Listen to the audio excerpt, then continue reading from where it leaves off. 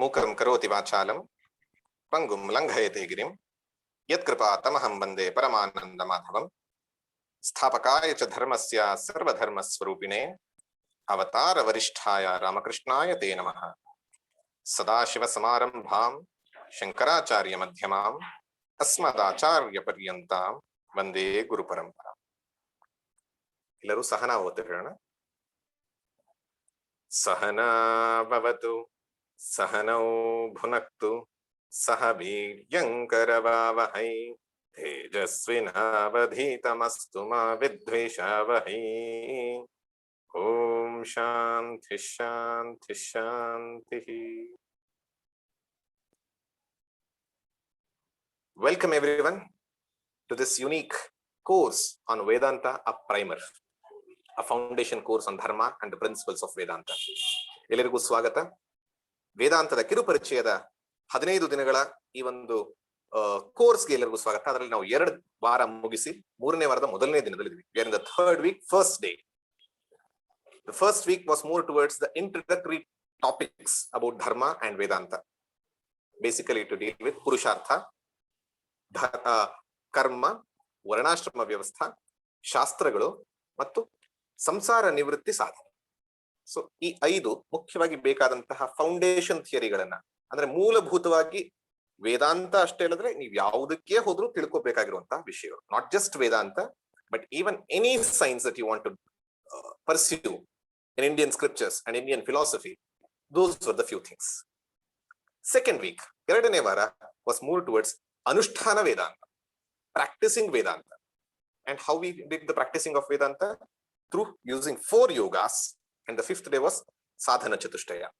The first was karma yoga, where ಯಾರಲ್ಲಿ ಹೆಚ್ಚು active ಇರ್ತಾರೆ, ರಾಜಸಿಕ್ ಮನೋಭಾವ ಇರ್ತಾರೆ, they will do the action more selflessly.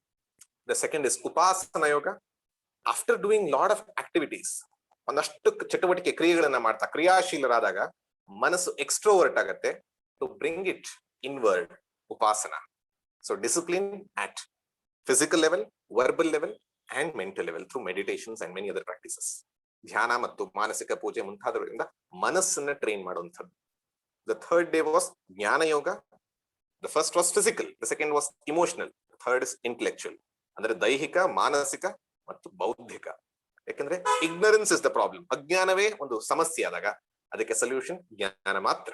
So ಆ ದೃಷ್ಟಿಯಿಂದ ಜ್ಞಾನ ಯೋಗಕ್ಕೆ ಬೇಕಾದಂತಹ ಮಜಲುಗಳನ್ನ ನೋಡ್ತಾ, ಜ್ಞಾನದ ಪ್ರಮಾಣ ಶಾಸ್ತ್ರವೇ, ವೇದಾಂತ ಶಾಸ್ತ್ರವೇ ಅಂತ ತಿಳ್ಕೊಂಡಿದ್ದ. Only instrument of knowledge for self is Vedanta ಶಾಸ್ತ್ರ, Upanishad ಪ್ರಮಾಣಂ.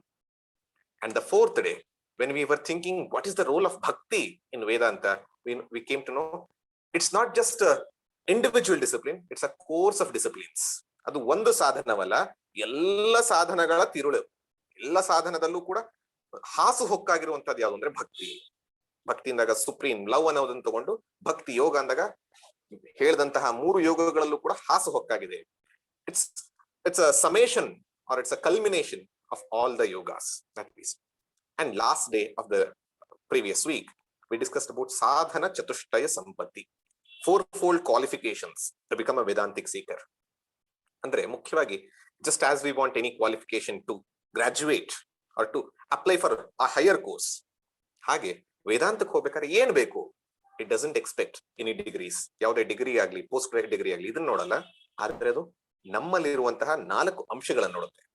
The first one is ವಿವೇಕ, ಡಿಸ್ಕ್ರಿಮಿನೇಷನ್. ನಿತ್ಯ ಅನಿತ್ಯ, ಯಾವುದು ಪರ್ಮನೆಂಟ್, ಯಾವುದು ಇಂಪರ್ಮನೆಂಟ್, ಅದನ್ನ ನೋಡುವಂತಹ ವಿವೇಕವನ್ನ ಇಟ್ಕೋಬೇಕು. ಆ ವಿವೇಕದಿಂದ ಬರುವಂತಹ ವೈರಾಗ್ಯ, ಅನಿತ್ಯವನ್ನ ಬಿಟ್ಟು means not physically, emotionally live out the anitya vastus, the impermanent dependency on the anitya vastus, impermanent objects and people and situations.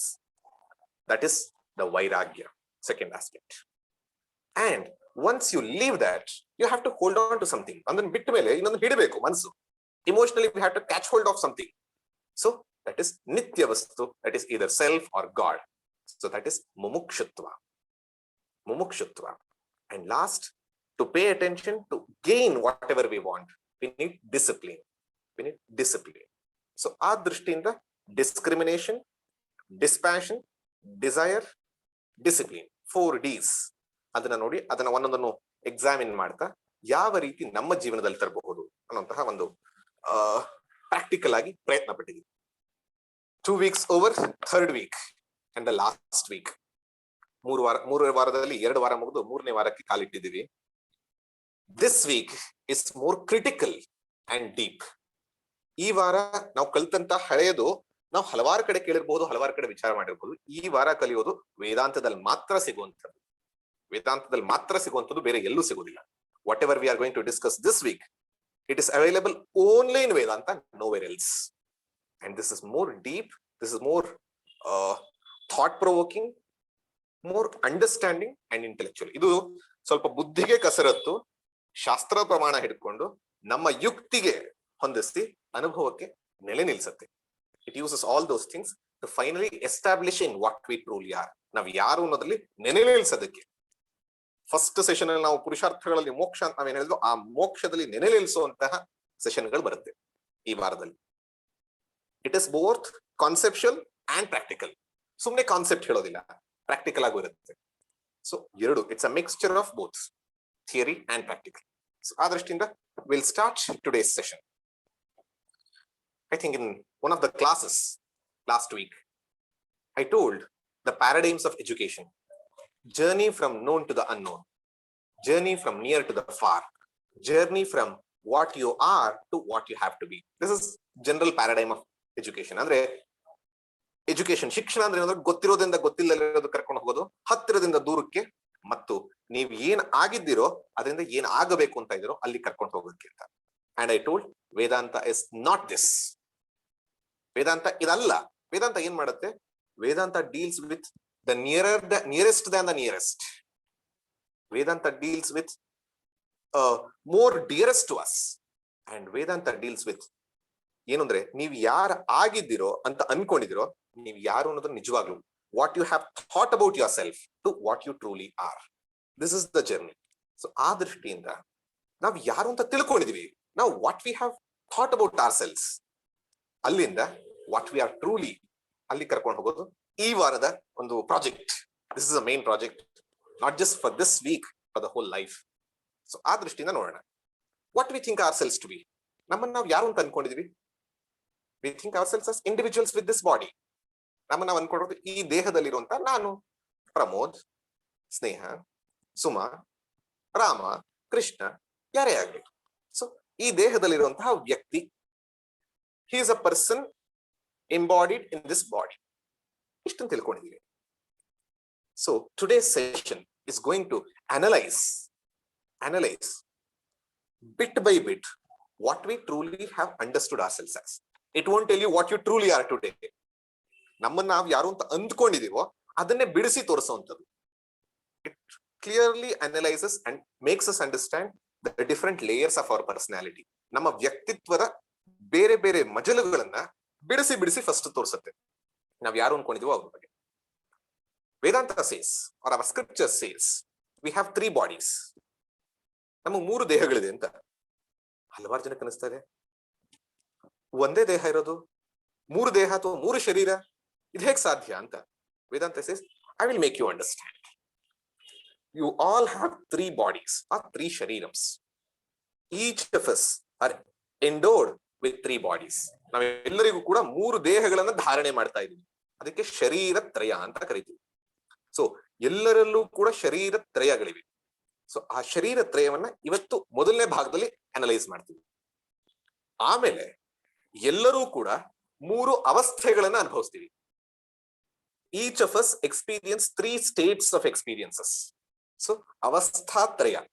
So today's session is more to deal about the 3 bodies, 3 sharirams, meaning shariratrayam, and 3 states of experience, meaning avasthatrayam, which can be comprehensively told as jiva swarupam. Now I can't say jiva swarupam, jiva, that is better, not swarupam, jiva. ಅಂದ್ರೆ ಇವತ್ತು ನಾವು ಜೀವನ ಬಗ್ಗೆ, ನಾವೆಲ್ಲರೂ ಕೂಡ ಜೀವ ಅಂತ ಅನ್ಕೊಂಡಿದ್ದೀವಿ, ನಮಗೆ ಜೀವ ಇದೆ. So we are consider ourselves as ಜೀವ. ಸೊ ಈ ಜೀವನನ್ನ ಅನಲೈಸ್ ಮಾಡುವಂತಹ ವಿಚಾರ. So how to do this analysis, ಹೇಗ್ ಮಾಡೋದು ಈ ವಿಚಾರವನ್ನ? Vedanta teaches how to do it. Just take an example, because always examples are easy to catch. ನಮ್ಗೆಲ್ಲರಿಗೂ ಕೂಡ ಗೊತ್ತು, whenever we see a house, ಒಂದು ಮನೆಯನ್ನ ನೋಡ್ತೀವಿ. ಮನೆಯನ್ನ ನೋಡಿದಾಗ ನಾವು ಅದರಲ್ಲಿ ಮುಖ್ಯವಾಗಿ 4 ವಿಚಾರಗಳನ್ನ ನೋಡ್ತೀವಿ. ಆ 4 ಇಟ್ಕೊಂಡು ಈ ದೇಹವನ್ನ ಅನಲೈಸ್ ಮಾಡ್ತಾರೆ. What are the 4 factors that we see whenever we see an object? Consider an example as house. The first one is which is the raw material used. ಅಂದ್ರೆ ಇದಕ್ಕೆ ಧಾತು, ಮೂಲ ವಸ್ತು ಯಾವುದು ಅಂತ. ಅಂದ್ರೆ material from which the house is made. Material from which the house is made ನಮ್ಗೆಲ್ಲರಿಗೂ ಗೊತ್ತು. Bricks, mortar, cement and many other things. So ಆ ದೃಷ್ಟಿಯಲ್ಲಿ ಮೊದಲನೇದು material, material from which the bodies are made. The second is components. Components, components ಅಂದ್ರೆ ಅದರ ಭಾಗಗಳು ಅಥವಾ ಅದರದ ಅಂಗಗಳು. Parts, components are parts of any object. House ಅಂತ ತಗೊಂಡಾಗ ವಾಲ್, ವಿಂಡೋ, ಡೋರ್ ಇದೆಲ್ಲ ನೋಡ್ತೀವಿ ನಾವು. So each object has different parts. So ಹಾಗೆ ಈ ದೇಹಕ್ಕೆ ಇರುವಂತಹ ಪಾರ್ಟ್ಸ್, ಕಾಂಪೊನೆಂಟ್ಸ್, ಅಂಗಗಳು ಯಾವ್ಯಾವುದು ಅನ್ನುವಂಥದ್ದು ಎರಡನೇದು ಅನಾಲಿಸಿಸ್ಗೆ. ಮೂರನೇದು ಫಂಕ್ಷನ್ಸ್, ಅಂದ್ರೆ ಅದು ಮಾಡುವಂತಹ ಕೆಲಸ, ಕಾರ್ಯ, ಕ್ರಿಯೆ. What does that function do? What is the function of a door or a wall or the house itself? ಮನೆಯದಿರ್ಬೋದು ಅಥವಾ ಮನೆಯ ಒಂದೊಂದು ಅಂಗಗಳದಿರಬಹುದು, ಅದರ ಒಂದು ಕೆಲಸ, ಕ್ರಿಯೆ ಏನು? ಇದು ಮೂರನೇದು, functionality. And the fourth is nature, ಅದರ ಸ್ವಭಾವ. ಮನೆಯ ಸ್ವಭಾವ ಅಂದ್ರೆ ಅದು ಮನೆಯ ಒಳಗೆ ಇರೋದಕ್ಕೆ ಒಂದು ಸ್ಥಳವನ್ನ ಕೊಡುತ್ತೆ, ಆದ್ರೆ ಅದು ನಾಶವೂ ಆಗುತ್ತೆ. ಸೊ ಈ ದೃಷ್ಟಿಯಿಂದ it's temporary. So considering the house as an example where we understood the material which it is composed of first, components it has, functionality it does, and the nature. ಒಂದು ಮನೆಯಲ್ಲಿ ಹೇಗೆ 4 ಯಾವ ವಸ್ತು ಮೂಲ ವಸ್ತುವಿನಿಂದ ಆಯಿತು, ಮತ್ತು ಅದರಲ್ಲಿರುವಂತಹ ಅಂಗಗಳು ಅಥವಾ ಭಾಗಗಳು, ಅದರ ಕ್ರಿಯೆಗಳು ಮತ್ತು ಅದರ ಸ್ವಭಾವ, ಈ 4 ನೋಡ್ತೀವೋ, ಹಾಗೆ ಶರೀರ ತ್ರಯ ಅಂತ ನಾವೀಗ ಯಾವ್ದನ್ನು ತಗೊಂಡ್ವಿ, ಜೀವ ಅಂತ ಯಾವ್ದನ್ನು ತಗೊಂಡ್ವಿ, ಇದರ 3 ಶರೀರಗಳಿಗೆ ಈ 4 ಲಾಜಿಕಲ್ ಆಗಿ ಮಾಡ್ತಾ ಹೋಗ್ತೀವಿ. It's purely logical. And whenever I say 3 bodies, people may say, I think I'm having only 1 body. Just because Vedanta says, should I accept it? No. Vedanta is just telling your own experience. Your own experience and labeling it. ಅಂದ್ರೆ ವೇದಾಂತ ಯಾವುದೋ ಹೊಸ 2 ದೇಹಗಳನ್ನ ನಿಮಗೆ ಕೊಡ್ತಾ ಇಲ್ಲ.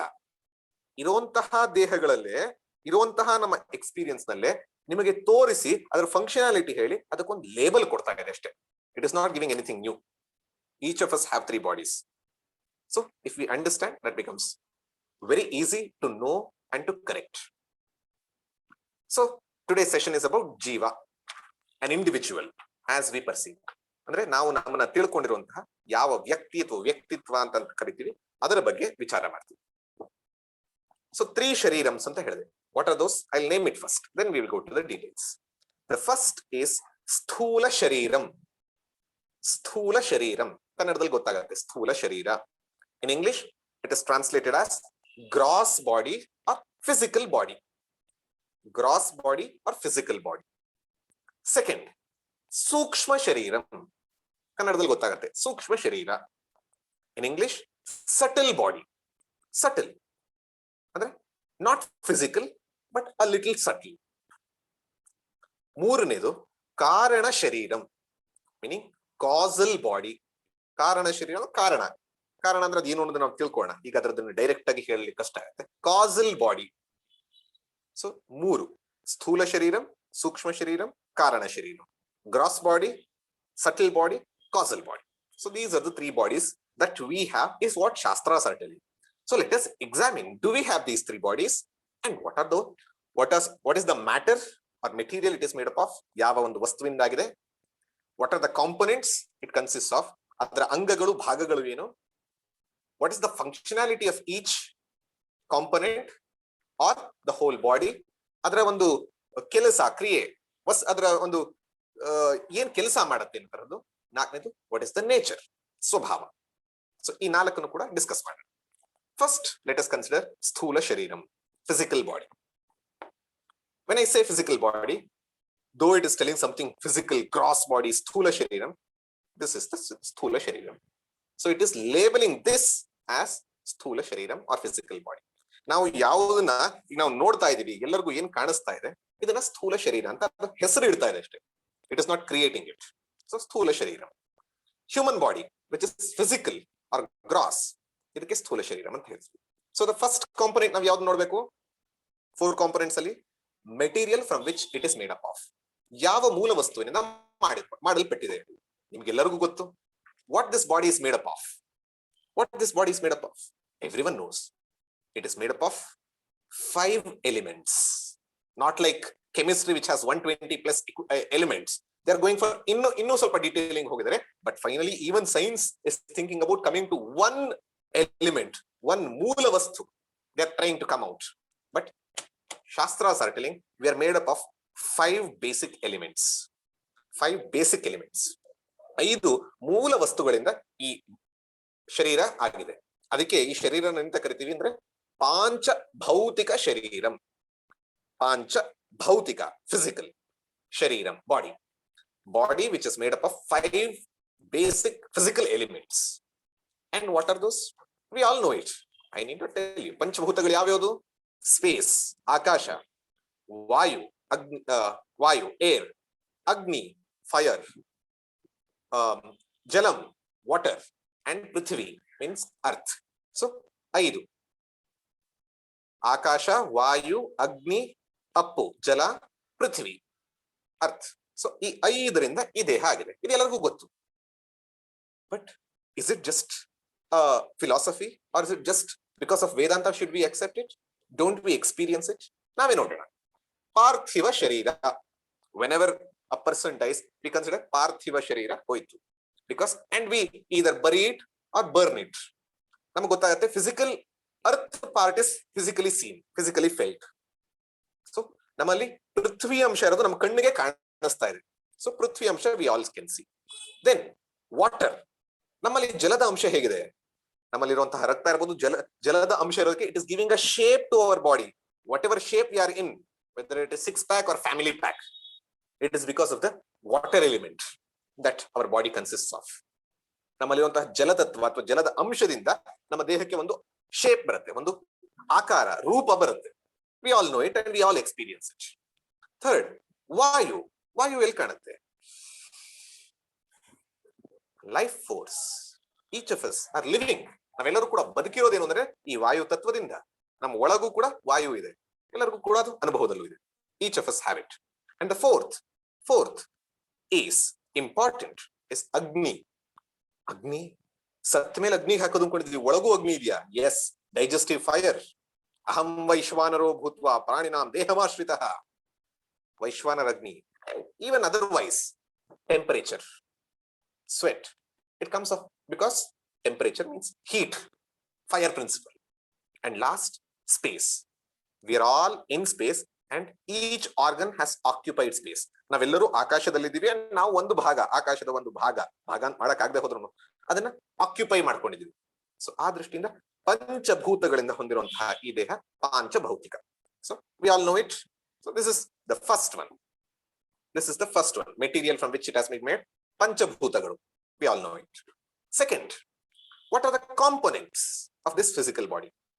ಇದರ ಅಂಗಗಳು ಯಾವುದು ಅಂತ ತಗೊಂಡಾಗ we all know it. there are hundreds and innumerable components. Cell ಇರಬಹುದು, ಟಿಶ್ಯೂ ಇರಬಹುದು, ಹಾರ್ಮೋನ್ಸ್ ಇರಬಹುದು, ಬೋನ್ಸ್ ಇರಬಹುದು, ಬ್ಲಡ್ ಇರಬಹುದು, ಮಸಲ್ಸ್ ಇರಬಹುದು. So it becomes a science of anatomy. ಒಂದು ಹೊಸ ಕ್ಷೇತ್ರವೇ ಆಗ್ಬಿಡುತ್ತೆ. ವೈದ್ಯಕೀಯ ಕ್ಷೇತ್ರದಲ್ಲಿ ಬರುವಂತಹ ಒಂದು ಕ್ಷೇತ್ರ ಆಗುತ್ತೆ. But let us simply take how a physical body looks like. It majorly consist of 4 parts. 4 ಭಾಗಗಳಾಗಿ ಅಥವಾ 4 ಅಂಗಗಳಾಗಿ ಅದನ್ನ ಡಿವೈಡ್ ಮಾಡಬಹುದು. 1, ರುಂಡ meaning head. Second, bahu, hands. Third, central portion of the body, madhyada anga, idi. Fourth, legs. So just to give you an outline, it is giving an outline. 4 components of the physical body. Shira, bahu, idakke center ge, don't take it literally, atma. And the last is pada. So 4: head, trunk, hands, and the legs. Everyone knows. I don't have to explain all these things. So third one, yeah, sorry, munda, runda, sorry, shims. So the third is function. What is the function of this body? ಇದರ ಒಂದು ಕ್ರಿಯೆ ಅಥವಾ ಇದರ ಒಂದು ಉಪಯೋಗ ಏನು? For what is it used ಅಂತ ಅಂದಾಗ ವೇದಾಂತ says it's a temporary residence used by jiva. ಇದೊಂದು ಟೆಂಪರರಿ ಅಂದ್ರೆ ಆ ಕ್ಷಣಕ್ಕೆ ಒಂದು ಜೀವಕ್ಕೆ ಇರುವಂತಹ ಮನೆ, ಆಯತನ.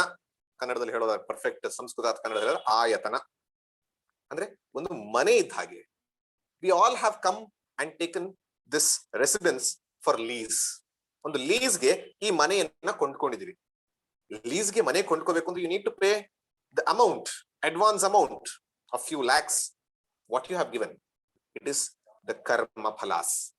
ನಮ್ಮ ಸಂಚಿತ ಕರ್ಮದಿಂದ ಒಂದಷ್ಟನ್ನ ತಗೊಂಡು ಪ್ರಾರಬ್ಧ ಅಂತ ಮಾಡಿದೆಯಲ್ಲ, ಸೊ ವಿ ಹ್ಯಾವ್ ಗಿವನ್ ತತ್ಕಾಲಿಕ. ಎಸ್, ತಾತ್ಕಾಲಿಕವಾಗಿ ಇರೋದಕ್ಕೆ ಈ ಜೀವ ಇರೋದಕ್ಕೆ ಇರುವಂತಹ ಒಂದು ಮನೆ. ಸೊ ಆ ಮನೆಗೆ ಕೊಟ್ಟಿರುವಂತಹ ಲೀಸ್ ಅಮೌಂಟ್ ಯಾವುದು ಅಂತಂದ್ರೆ ನಮ್ಮ ಪೂರ್ವ ಕರ್ಮಗಳು, ಪ್ರಾರಬ್ಧ ಕರ್ಮ ಅಂತ ಏನ್ ಶುರು ಆಗಿದೆ. ಸೊ ದಟ್ ಪ್ರಾರಬ್ಧ ಕರ್ಮ is the amount that you have given to take this body for lease. So first is that. Second, it's not that. Every lease has a period, duration. 2 ವರ್ಷಕ್ಕೆ, 4 ವರ್ಷಕ್ಕೆ, 8 ವರ್ಷಕ್ಕೆ. So this body also has come up with a duration, expiry date. Expiry date. We all know it. We all know it. And not just that. ಯಾವಾಗ ನೀವು ಮನೆ ಖಾಲಿ ಮಾಡಬೇಕು ಅಂತ ಇರುತ್ತೋ, owner comes and gives you information, notice and many things. Sometimes, but not all the time, because you would have left it by yourself. ನಾವು ಮನೆಯನ್ನ ಬಿಡ್ಲಿಲ್ಲ ಅಂತಂದ್ರೆ ಅಥವಾ ಮನೆಯನ್ನ ಬಿಡಬೇಕು ಅನ್ನೋದಕ್ಕೋಸ್ಕರ ಹಲವಾರು ಸರಿ ಓನರ್ ಸೆನ್ಸ್ ನೋಟಿಸ್ಗಳು ಈ ತರದೆಲ್ಲ ಕಳಿಸ್ತಾ ಇರ್ತಾರೆ.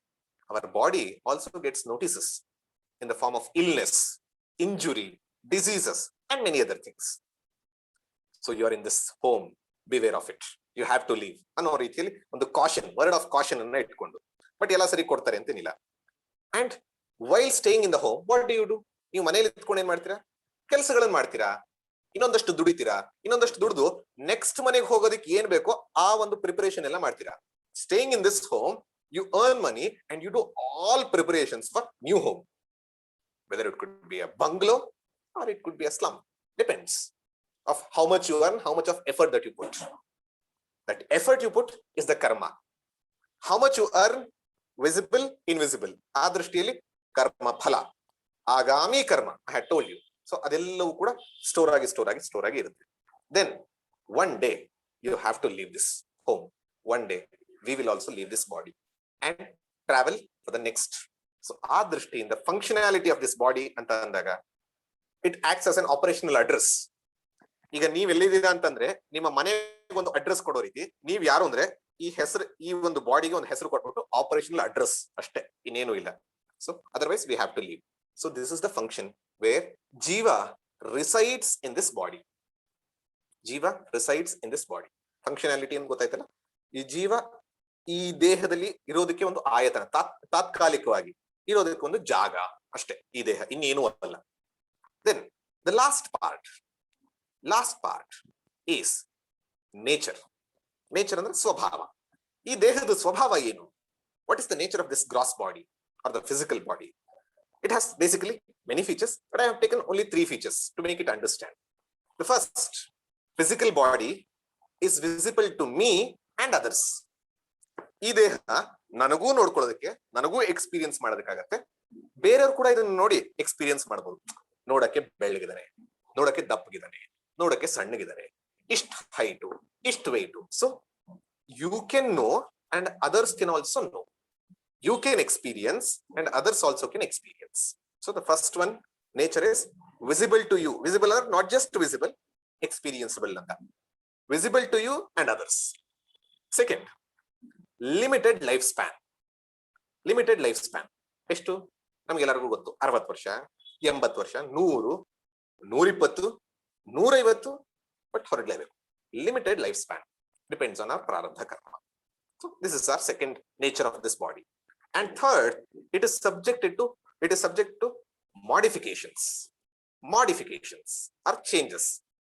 What is the modification change? Shastra say there are 6 modifications for this body. 6 ಬದಲಾವಣೆಗಳಾಗತ್ತಂತೆ.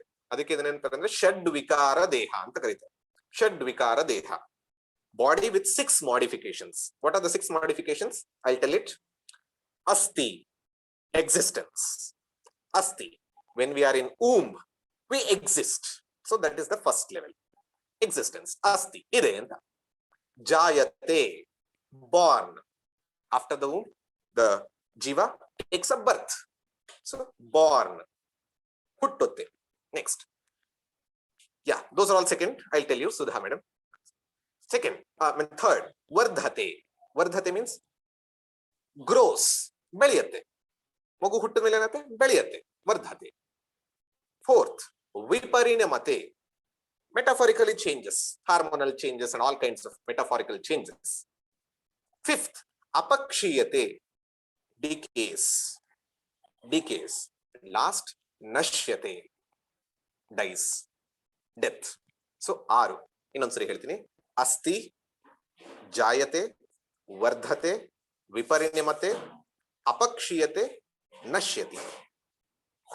ಇರತ್ತೆ, ಹುಟ್ಟತ್ತೆ, ಬೆಳೆಯತ್ತೆ, ಬದಲಾವಣೆ ಹೊಂದತ್ತೆ, ಕೆಳಗಿಳಿತಾ ಹೋಗುತ್ತೆ, ಅಪಕ್ಷೀಯ ಆಗ್ತಾ ಹೋಗುತ್ತೆ, ದೆನ್ ನಶ್ಯತೆ ಅಂದ್ರೆ ನಾಶವಾಗತ್ತೆ. Exists, takes a birth, grows, changes, decays and dies. Fourth one is viparinamate. ಬದಲಾವಣೆಗಳು, hormonal changes. though the physical body is same height and all, but there is a metaphorical changes. So that is the viparinamate. ಪರಿಣಾಮ ಹೊಂದತ್ತೆ ಅಂತ simply. So these are the 6 changes. So we have seen the sthula shariram, 4 aspects. Raw material, panchabhautika. Components, 4. ತಲೆ, ಕೈಗಳು, ಮಧ್ಯದ ಭಾಗ, ಕೆಳಗೆ. Then function, it acts as a residence to jiva. And the last, nature, visible to me and others, short lifespan and subject to modification. This is the sthula shariram that we all know and we all experience very closely.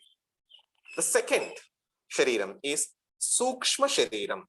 Sukshma sharira or subtle body. Subtle body. Subtle body. Then, what is this subtle body? Do we have something apart from this? Including brain is a part of physical, because you can see it. Brain kuda ನಾವು physical object ಆಗಿ ನೋಡ್ತೀವಿ. ನಾವು ನೋಡುವಂತಹ ಈ physical ಎಲ್ಲ ಬಿಟ್ಟು ಇನ್ನೂ ಏನಾದ್ರು ಇದೆಯಾ? ಸಟಲ್, ಸೂಕ್ಷ್ಮವಾಗಿ. ಶಾಸ್ತ್ರ say, and we also experience, we all have it. And what is it? We will see. If you just go through, you will say, yes, I know these things. Just a labeling. Sukshma shariram. Sukshma shariram ಗೆ ಯಾವುದು ಅಂತಾರೆ? Raw material. It is also body. So Sukshma shariram is made up of subtle matter. Same 5 elements. Sukshma, ಸ್ಥೂಲವಾಗಿ ನಾವು ಯಾವ್ದಿತ್ತು? ಆಕಾಶ, ವಾಯು, ಅಗ್ನಿ, ಅಪ್ಪು, ಪೃಥ್ವಿ. Same in ಸೂಕ್ಷ್ಮ, meaning before ಪಂಚೀಕರಣ ಅಂತ. ಪಂಚೀಕರಣ ಅನ್ನೋದು ಏನು ಅದನ್ನ ನಾವು, I think the 4th day of the week we will see. I'm not explaining that concept. 4th day you will get to know how Sukshma shariram or Sukshma bhutam becomes sthula. So for just today's understanding, ಈ ಸ್ಥೂಲ ಆಗದಕ್ಕೆ ಮುಂಚೆ ಅಂದ್ರೆ ಗ್ರಾಸಿಫೈ ಆಗದಕ್ಕೆ ಮುಂಚೆ ಆ subtle form ಅಲ್ಲಿ ಇದ್ದಂತಹ same space, air, fire, water and earth ಅಂದ್ರೆ ಸೂಕ್ಷ್ಮ ರೂಪವಾಗಿರುವಂತಹ 5 ಭೂತಗಳು, ಪಂಚ ಮಹಾಭೂತಗಳಿದೆಯೋ ಅದರಿಂದ ಆಗಿರುವಂತಹದ್ದು ಇದು ಅನ್ನೋದನ್ನ ಇವತ್ತಿಗೆ ಇಟ್ಕೊಂಡಿದ್ರಿ. You will get to know more details on the 4th day. So ಆ ದೃಷ್ಟಿಯಿಂದ this is made out of this. Even brain that we see is physical. Even heart we feel is physical.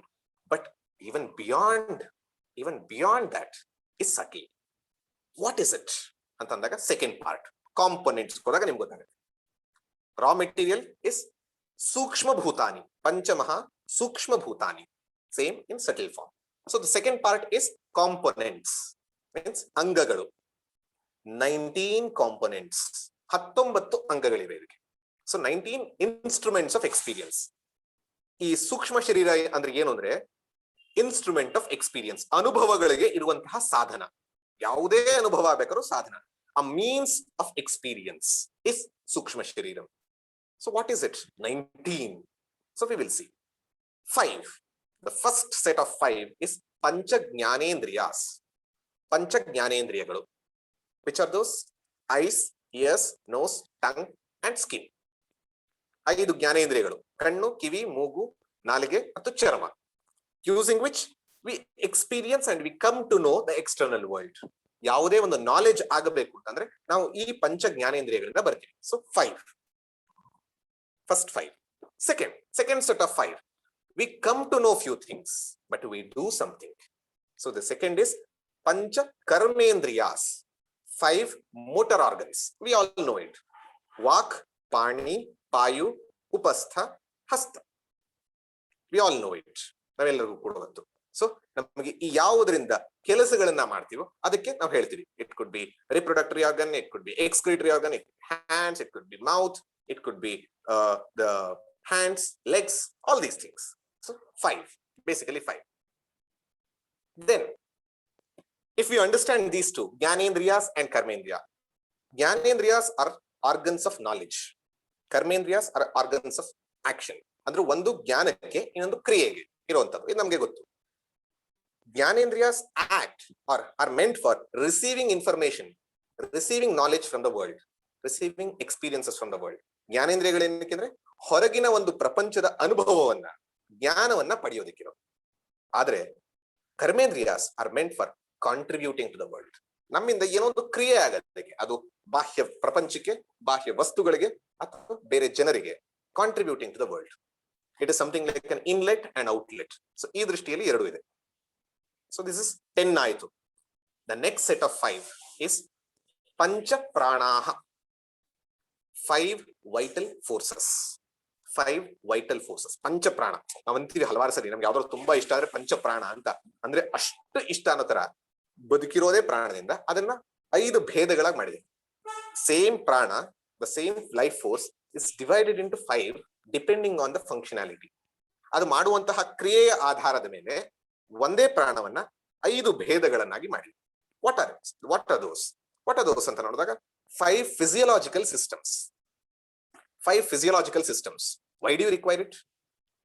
To produce energy and support pancha jnanendriyas and pancha karmendriyas. ಅಂದ್ರೆ ಶಕ್ತಿಯನ್ನ ನಾವು ಬೇರೆ ಕಡೆ ಕಲಿಸಿ ಆ ಕರ್ಮೇಂದ್ರಿಯ ಮತ್ತು ಜ್ಞಾನೇಂದ್ರಿಯಗಳನ್ನ ಕೆಲಸ ಮಾಡಿಸೋದಕ್ಕೋಸ್ಕರ, ಅದು ಜೀವಂತವಾಗಿರೋದಕ್ಕೋಸ್ಕರ ಹೆಲ್ಪ್ ಮಾಡೋದು ಈ ಪಂಚಪ್ರಾಣಗಳು. ಎಕ್ಸಾಂಪಲ್ ಕೊಡೋದಾರೆ, there is a car. You have a car. You have wheels. But just because you have wheels, it can't run. You need fuel. ಕಾರ್ಗೆ ಚಕ್ರಗಳಿದ್ರೆ ಸಾಲದು, ಅದಕ್ಕೆ ಬೇಕಾಗಿರುವಂತ ಇಂಧನ ಇರಬೇಕು. ಆ ಇಂಧನ, ಫ್ಯೂಲ್ ಏನಾಗುತ್ತೆ, ಇಂಧನ ತರ ಆಗಲ್ಲ. Fuel gets converted to energy.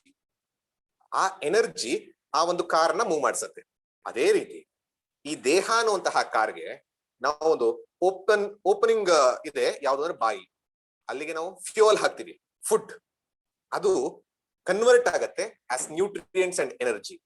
And it gets supported or supplied to the whole body to work.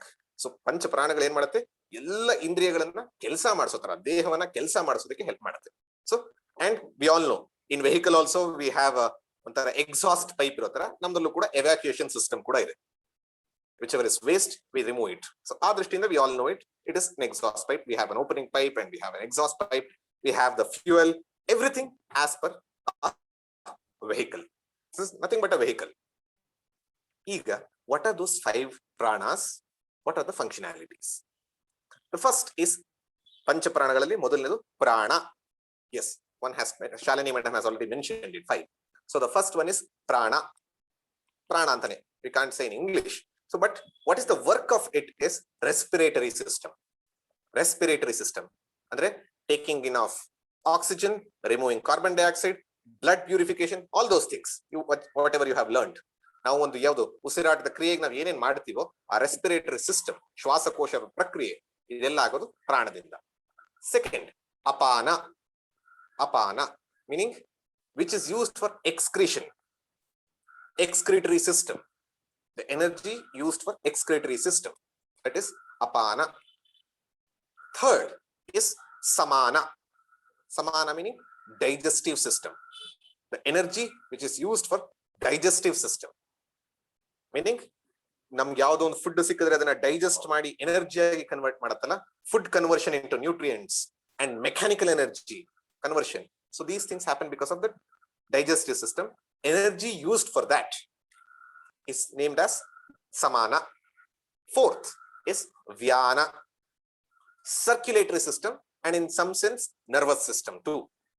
circulatory and nervous system, where it acts like a transport system. ಅಂದ್ರೆ ನಮ್ಮಲ್ಲಿ ಈಗ ನ್ಯೂಟ್ರಿಯೆಂಟ್ಸ್ ಕ್ರಿಯೇಟ್ ಆಗಿದೆ, ಅಂದ್ರೆ ಒಳ್ಳೆ ಪೌಷ್ಟಿಕಾಂಶಗಳ ಬದಲಾಗಿದೆ, ಊಟದಲ್ಲಿ ಇರುವಂತಹ ಕಾರ್ಬೋಹೈಡ್ರೇಟ್ಸ್, ಲಿಪಿಡ್ಸ್, ಫ್ಯಾಟ್ಸ್ ಎಲ್ಲವನ್ನ ಡಿವೈಡ್ ಮಾಡಿ ಅದನ್ನ ಹಂಚಬೇಕಾದಂತಹ transport system. It acts like a transport system, and it sends to each and every part of the body, each and every cell, and even to hair. ನಮ್ಮ ಕೂದಲು ಉಳಿಬೇಕು ಅಂದ್ರೆ ಅಲ್ಲಿಗೂ ಒಂದು ಕಳಿಸ್ಬೇಕಲ್ಲ nutrients. That is done through this ವ್ಯಾನ. And the last one is ಉದಾನ. ಉದಾನ meaning it is a system, a reversal system. A reversal system. Whenever anything which is outside the body comes to your body, it acts in reverse. ನಾವು sneezing ಮಾಡ್ತೀವಲ್ಲ, ಅಂದ್ರೆ ಅಕ್ಷಿ ಮಾಡ್ತೀವಲ್ಲ, ಯಾಕೆ ನಾವು ಬೇಡದಲ್ಲಿ ಹೋಗುತ್ತೆ, ಆಗ ಅಕ್ಷಿ ಬರುತ್ತೆ. Vomiting generally it should go from down, but vomit ಅಂದಾಗೇನು ತಿಂದಿದ ಕಡೆಯಿಂದನೇ ಹೊರಗೆ ಬರುತ್ತೆ. It should not have come. It's a reversal process. When there is something wrong happening to the system, it acts in a reversal way. Hiccups, reversal way, and this gets activated at the time of death. ಜೀವ ಯಾವಾಗಲೂ ಒಂದು ರೀತಿಯಲ್ಲಿ ನಡಿಬೇಕಾಯ್ತು, ಉತ್ಕ್ರಮಣ ಆಗತ್ತೆ, ಅದಕ್ಕೆ ಉಪಯೋಗ ಆಗುವಂತದ್ದು ಉದಾನ. So this is what is activated at the time of death. So 5 pranas. What are those? Prana, respiratory; apana, excretory; samana, digestive; ವ್ಯಾನ, circulatory; ಉದಾನ, ರಿವರ್ಸಲ್. ಅಂದ್ರೆ ಒಂದು ಶ್ವಾಸಕೋಶ ಉಸಿರಾಟಕ್ಕಿರಬಹುದು, ಇನ್ನೊಂದು ಕಿಡ್ನಿ ಮತ್ತು ಈ ತರ ಹೊರಗೆ ಬಿಡೋದಕ್ಕಿರಬಹುದು, ಇನ್ನೊಂದು ಡೈಜೆಸ್ಟಿವ್ ಜೀರ್ಣಕ್ರಿಯೆಗಿರಬಹುದು, ಇನ್ನೊಂದು ಸರ್ಕ್ಯುಲೇಟರಿ ಎಲ್ಲ ಕಡೆಗೂ ಹರಡೋದಕ್ಕೆ, ಮತ್ತೆ ಇನ್ನೊಂದು ರಿವರ್ಸಲ್ ಉಲ್ಟಾ ಮಾಡೋದಕ್ಕೆ ಇರುವಂತ ಪಂಚಪ್ರಾಣ. ಈಗ ಎಷ್ಟಾಯ್ತು? 15 ಆಯ್ತು. ಪಂಚ ಜ್ಞಾನೇಂದ್ರಿಯಗಳು, ಪಂಚ ಕರ್ಮೇಂದ್ರಿಯಗಳು, ಪಂಚಪ್ರಾಣ. ಇದೆಲ್ಲ ಹೊಸದು ಅನಿಸ್ತಾ ಇದೆಯಾ? We all feel it, V all have it, but none of it is visible. System is visible, but the energy is not visible. So we are speaking about that. So ಆ ದೃಷ್ಟಿಯಿಂದ 15 invisible. That's why it is called as subtle body. What are the last 4? Actually it is one divided into 4 again based on the functionality. The important last part of the subtle body is ಅಂತಃಕರಣ. ಕನ್ನಡದಲ್ಲಿ ಅಂತಃಕರಣ, English ಅಲ್ಲಿ ಅಂದ್ರೆ internal instrument. Internal instrument. ಕರಣ ಅಂದ್ರೆ instrument, ಉಪಕರಣ ಅಂತರ. ಅಂತಹ ಒಳಗೆ, internal instrument. And many places it is used as one mind, but depending on the functionality it is divided into 4. ಮನಸ್ಸು ಅನ್ನೋದು ಒಂದು, ಬಟ್ ಅದರ ಒಂದು ಕೆಲಸ ಕ್ರಿಯೆಯ ಆಧಾರವಾಗಿ 4 ಆಗಿ ಭೇದವನ್ನು ತೋರಿಸುತ್ತೆ, so that we understand ourselves better. What is the first one? Is manaha, mind. Manaha, mind. What does it do? Functionality of mind, we all know it. Emotions, ಭಾವನೆಗಳು, feelings, ideas, desires, doubts. ಸಂಶಯಾತ್ಮಕಂ ಮನಃ. ಇದು ಮಾಡ್ಲೋ ಅದು ಮಾಡ್ಲೋ ಅಂತ ಹೇಳುತ್ತಲ್ಲ, ಇದೆಲ್ಲ ಕೂಡ ಮನಸ್ಸು. Can you show it in any of the laboratory mind? No, because it is not physical, it is subtle. You can show brain, but not you can show mind. So ಆ ದೃಷ್ಟಿಯಿಂದ ಮನಸ್ಸು ಅಂತಂದಾಗ ಈ ಭಾವನೆಗಳು, ಈ ಸಂವೇದನೆಗಳು, ಈ ಒಂದು ಡಿಸೈರ್ಸ್, ಆಸೆಗಳು, ಡೌಟ್ಸ್, ಸಂಶಯಗಳು, ಸೊ ಇದೆಲ್ಲ ಸೇರಿದಾಗ ಈ ಫಂಕ್ಷನಾಲಿಟಿ ಮಾಡುವ ಅಂತಃಕರಣನ ಮೈಂಡ್ ಅಂತ ಕರೀತಾರೆ. The functionality of a mind, same mind, when it is doubting, when it is desiring, when it is thinking, all this is called as mind. Second functionality of the same antahkarana is buddhi. Buddhi, intellect. What is that? Analysis, vimarshe, vichara, judgment, conclusions, decisions. ಇದನ್ನೆಲ್ಲ ಏನ್ ಮಾಡುತ್ತೆ? ಅದನ್ನೆಲ್ಲ ತಗೊಂಡಾಗ ಅದನ್ನ ಬುದ್ಧಿ ಅಂತ ಕರೀತಾರೆ. So the rational faculty of the mind, the rational functionality of the same mind or antahkarana, it is called as buddhi. Hope you all know, and we all use it hopefully now also. So ಈ ದೃಷ್ಟಿಯಿಂದ ನಾವೆಲ್ಲರೂ ಕೂಡ ಉಪಯೋಗಿಸ್ತಾ ಇರುವಂತಹ ಬುದ್ಧಿ, rational faculty ಅನ್ನು ಬುದ್ಧಿ ಅಂತ ಕೊಡ್ತಾರೆ. Third one, ಚಿತ್ತಂ. ಚಿತ್ತಂ, ಚಿತ್ತ ಕನ್ನಡದಲ್ಲಿ, ಇಂಗ್ಲಿಷ್ ಹೇಳಿದ್ರೆ memory. Memory. We all have lot of experiences, but that is stored. ಈಗ ನನ್ನ ನೋಡಿದ ತಕ್ಷಣ, ಓ Pramod sir, it is not an emotion, it is not thinking, it is coming out of the memory. ನಿಮ್ಮ experience ಯಾವುದೋ ಒಂದು ಇದ್ದಿದ್ದಿನ ಒಂದು ಸ್ಟೋರ್ ಹೌಸ್ ಆಗಿತ್ತು, ಆ ಸ್ಟೋರ್ ಹೌಸ್ ಇಂದ ಹೊರ ತೆಗಿತ್ತು ಅಷ್ಟೇ. So it is something like a hard disk of our computer. So ಆ ದೃಷ್ಟಿಯಿಂದ ಚಿತ್ತಂ is nothing but memory. It's a store house of all experiences for life, this life and previous lifes. Last is ahankara. ಅಹಂಕಾರ. ಅಹಂಕಾರ ಕನ್ನಡದಲ್ಲಿ ಅಹಂಕಾರ ಅಂದ್ರೆ ಅಹಂ ಅನ್ನೋ ತರ ಆಗತ್ತೆ, ಅಂದ್ರೆ ತುಂಬಾ ಪ್ರೈಡ್ ಅಥವಾ ಒಂದು ನೆಗೆಟಿವ್ ಎಮೋಷನ್ ಅಂತ ಆಗತ್ತೆ. ಇಲ್ಲಾದ್ರೆ ಅದನ್ನ ಹೇಳ್ತಾ ಇಲ್ಲ. ಐ ಫೀಲಿಂಗ್, ನಾನು ಅನ್ನುವಂತಹ ಒಂದು ಭಾವನೆ ಅಷ್ಟೇ.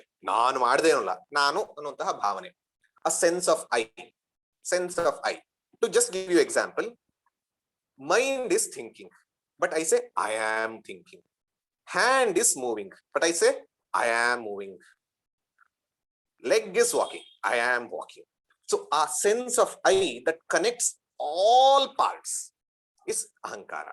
So ahankarಕ್ಕೆ ಮೂರು ವೇದಾಂತದಲ್ಲಿ ಅಂಡ್ ಜನರಲ್ ಯೂಸ್ ಅಲ್ಲಿ ಮೂರು ಡೆಫಿನೇಷನ್ ಗಳು ಅಥವಾ ಮೂರು ಬೇರೆ ಬೇರೆ ರೀತಿಯಲ್ಲಿ ಹೇಳ್ತೀವಿ. ಇಲ್ಲಿ ಬರ್ತಾ ಇರೋದು I sense. So hope you all understood.